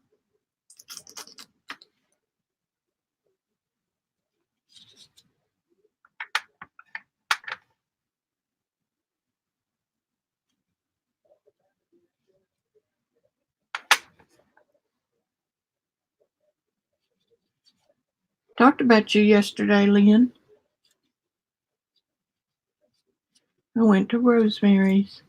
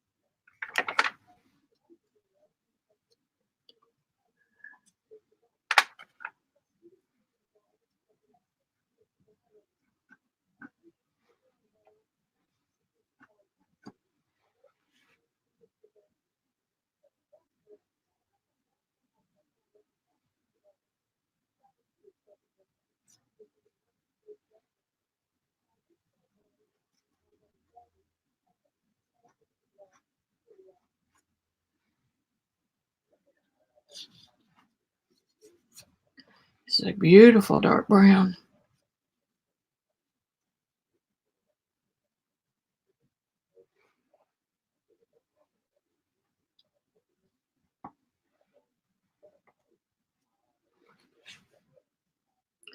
We are getting there, folks.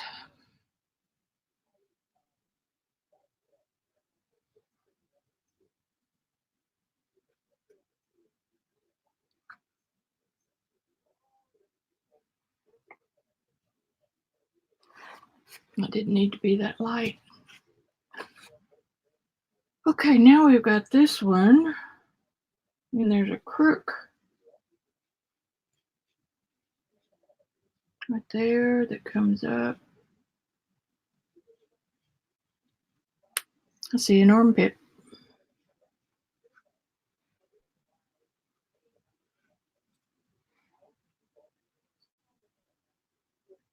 It's too bright. Now we have a cast shadow here. And another one up here and one of those little bumps right there.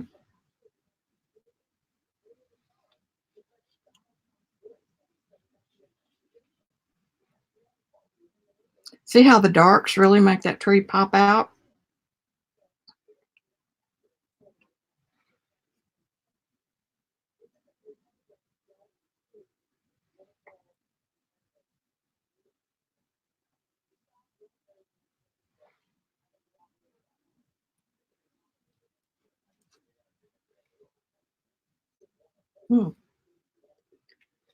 Okay, we have a cast shadow here. I like those. That's fun. I'm not going to overdo it though.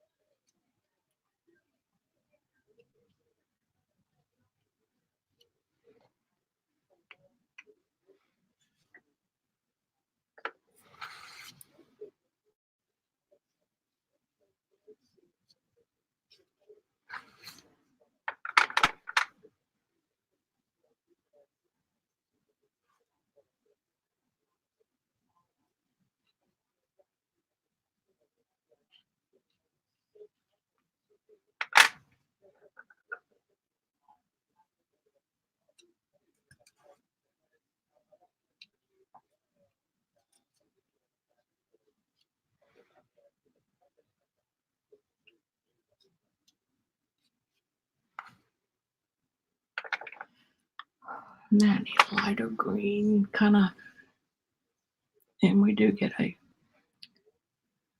comb over with that one.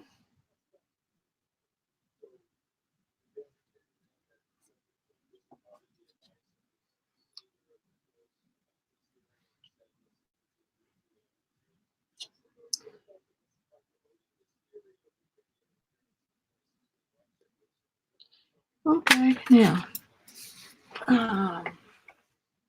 it's about getting dark in here.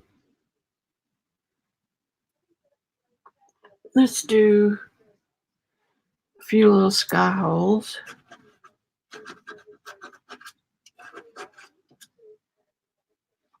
It's almost white. Go again. Pick again.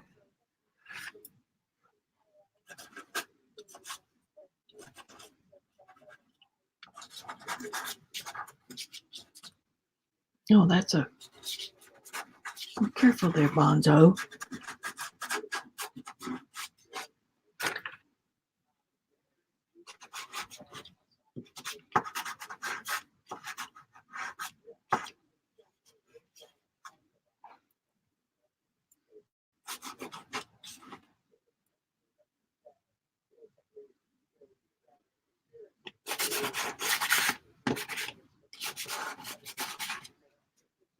Okay, a little bit darker now.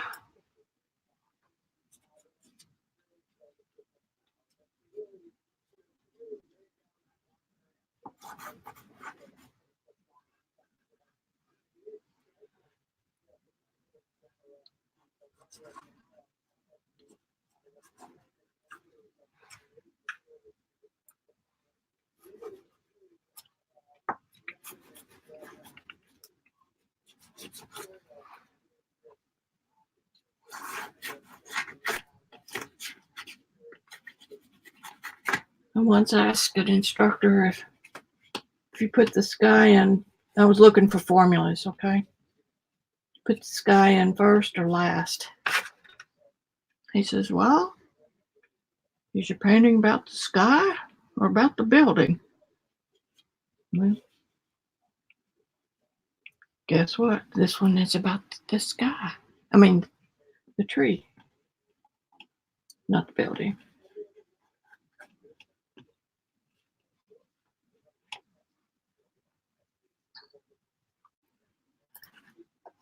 Now then, I'm going to use the back, this part right here of my finger.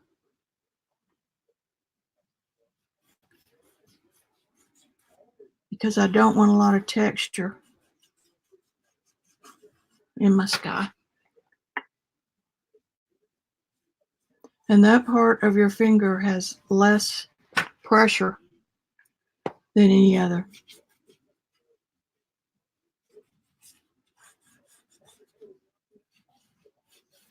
And the reason being, you know, a lot of look at me, look at me.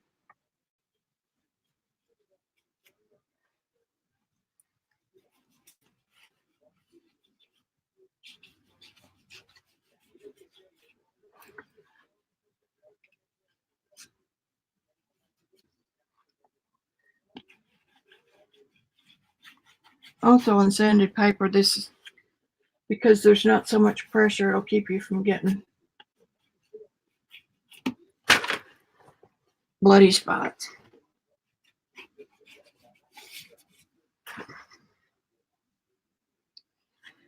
Okay, now we need some,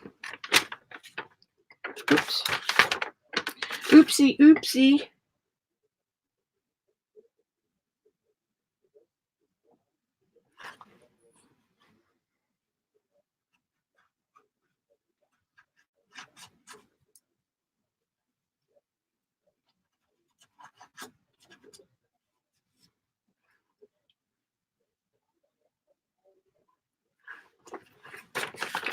Now then, we're going to take some colors and blend that sky hole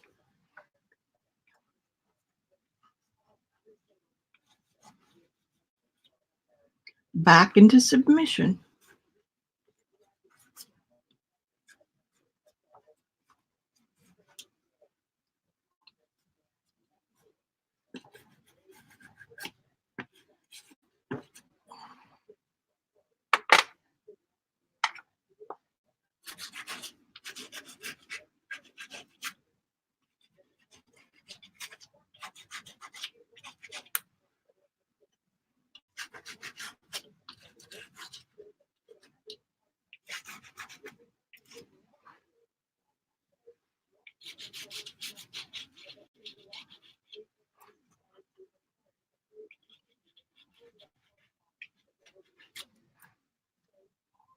And we've just changed the scene from kind of summery, springy to, actually, I think this was fall.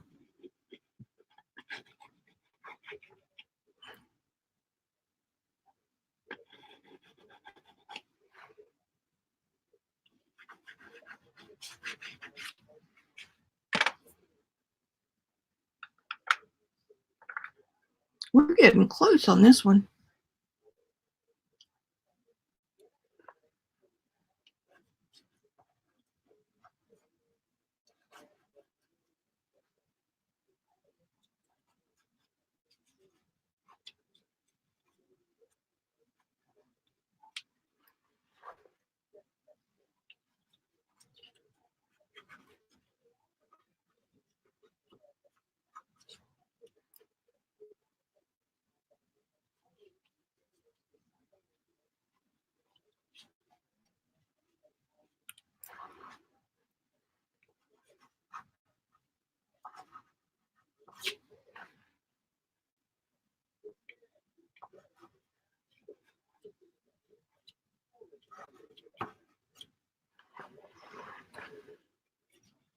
This is where being somewhat ambidextrous helps.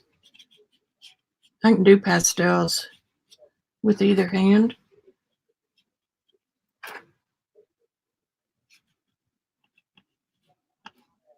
Especially nice since I have a camera in the way.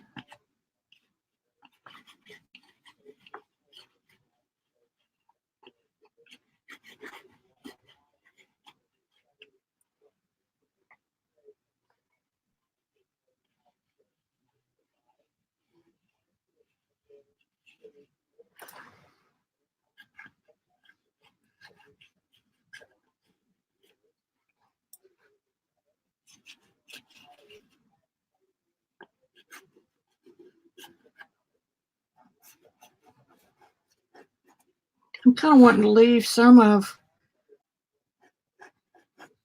this background without being too choppy.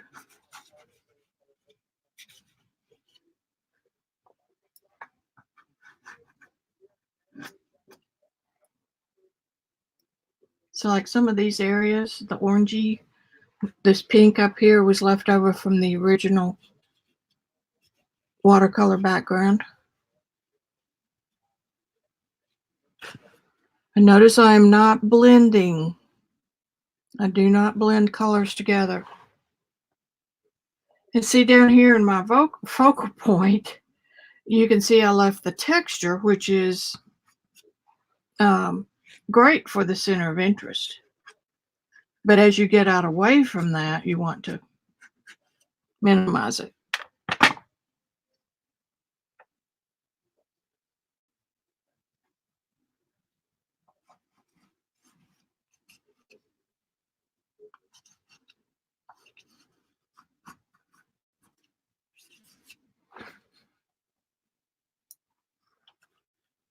This one is ready to go into the living room to gaze at.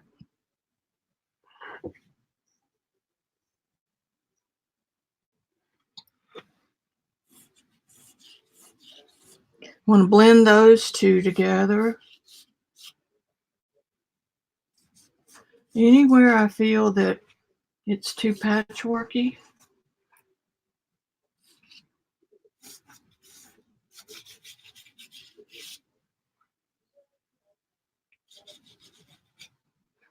and that will help unify that.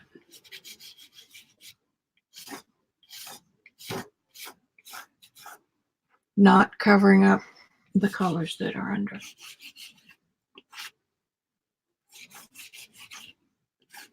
No pressure.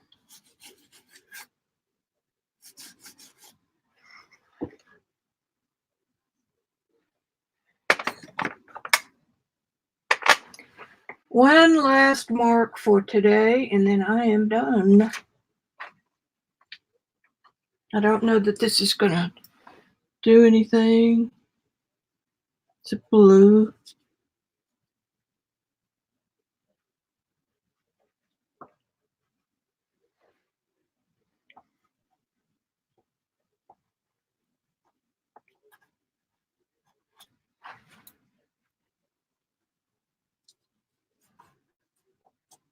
I hope y'all enjoyed this as much as I did. We will come back to it the next time I'm here, which probably will be tomorrow.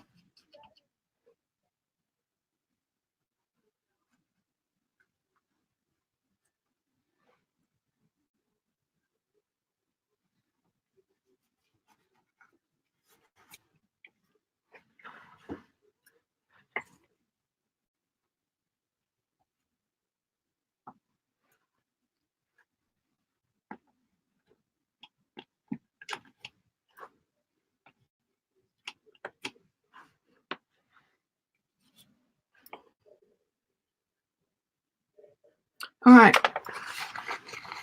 Let me get a wet one and I'll talk to you guys for a minute.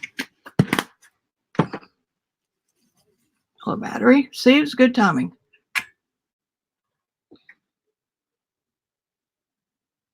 Hi, Lisa.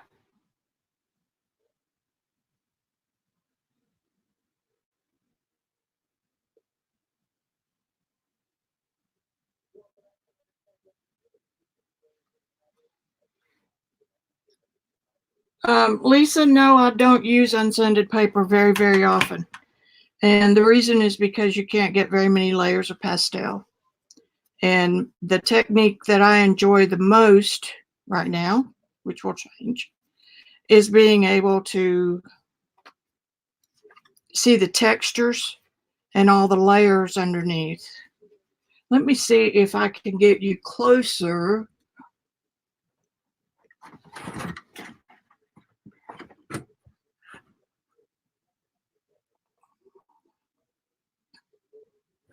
I've even got poster board on top to reflect more light.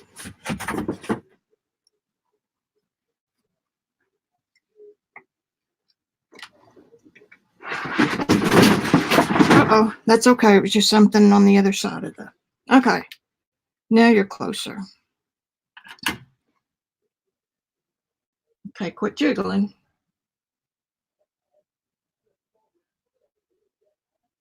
Now you can see back in here, bunch of different colors. It doesn't seem to be focusing.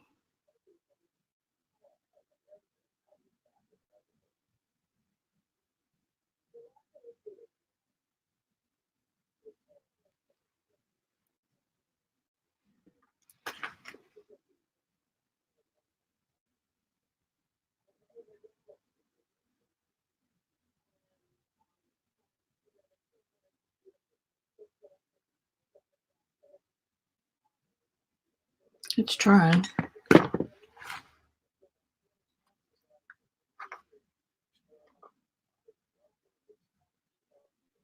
Anyway, you can see back in here. And you can't do that with unsanded paper. So you can look back through there and sometimes see 4 or 5 different colors on different layers. Let me turn you where you can look at the tree.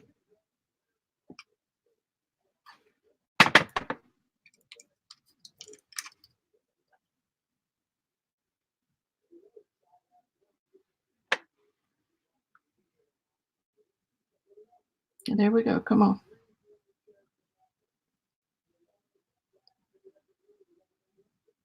Now then, you can see 2 there because I spent a lot of time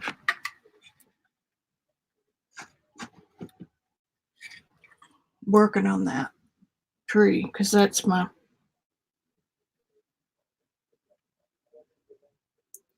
Turning it loose.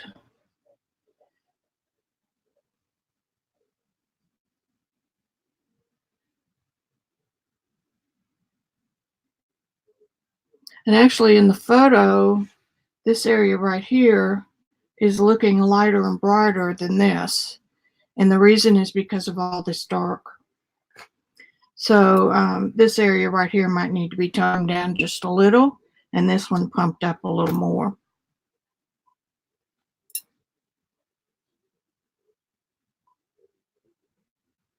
Thank you, Lisa. And pastel is perfect for a tree trunk because you can see where it glazes and actually looks like bark.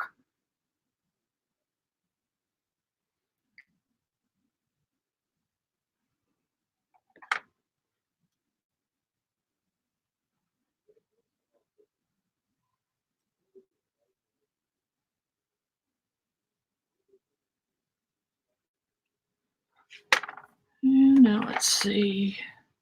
That is that.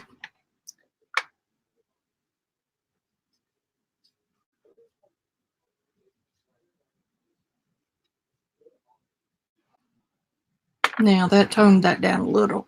And now we can bring this, we need to bring this back up.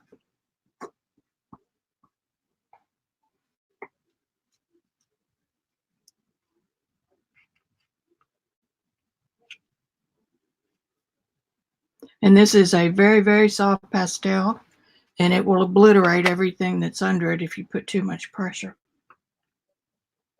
But at this point in a painting, that's what you almost have to make a mark.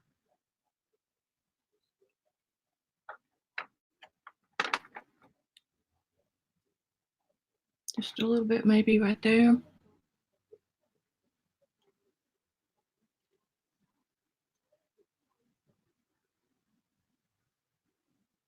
And see, this did look very light until I got the other side of it done.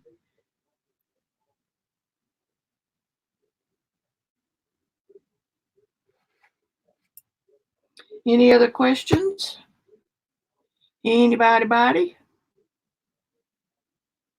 Because it is time for...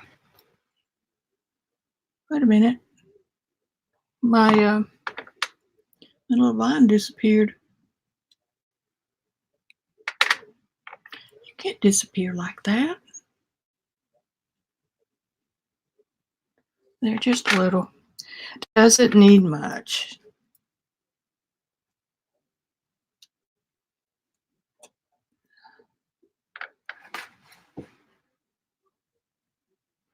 And you smudge some areas to blur them out a little bit, because you do not want every edge to be strong. So see, I just obliterated that one. This one is almost. And some of these over here can be just softened. This is pretty good because of the way I handled the colors.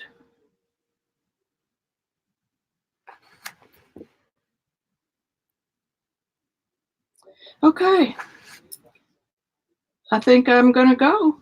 I appreciate you guys being in. Oh, you're welcome, Lisa. I appreciate having you here. Be sure and do all the subscribe and like and all that jazz, because I sure do appreciate it, and I need the assistance. So leave it alone. Step away from the painting. Okay, Lynn, I just did my best imitation of you. Okie dokie.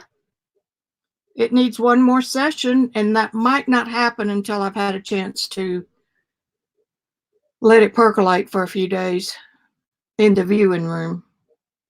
I did not do anything down here either, which I may not. All right, guys, have fun. Don't forget Beth's stream. She usually starts around 6, quarter till, something like that. I'll talk to you later.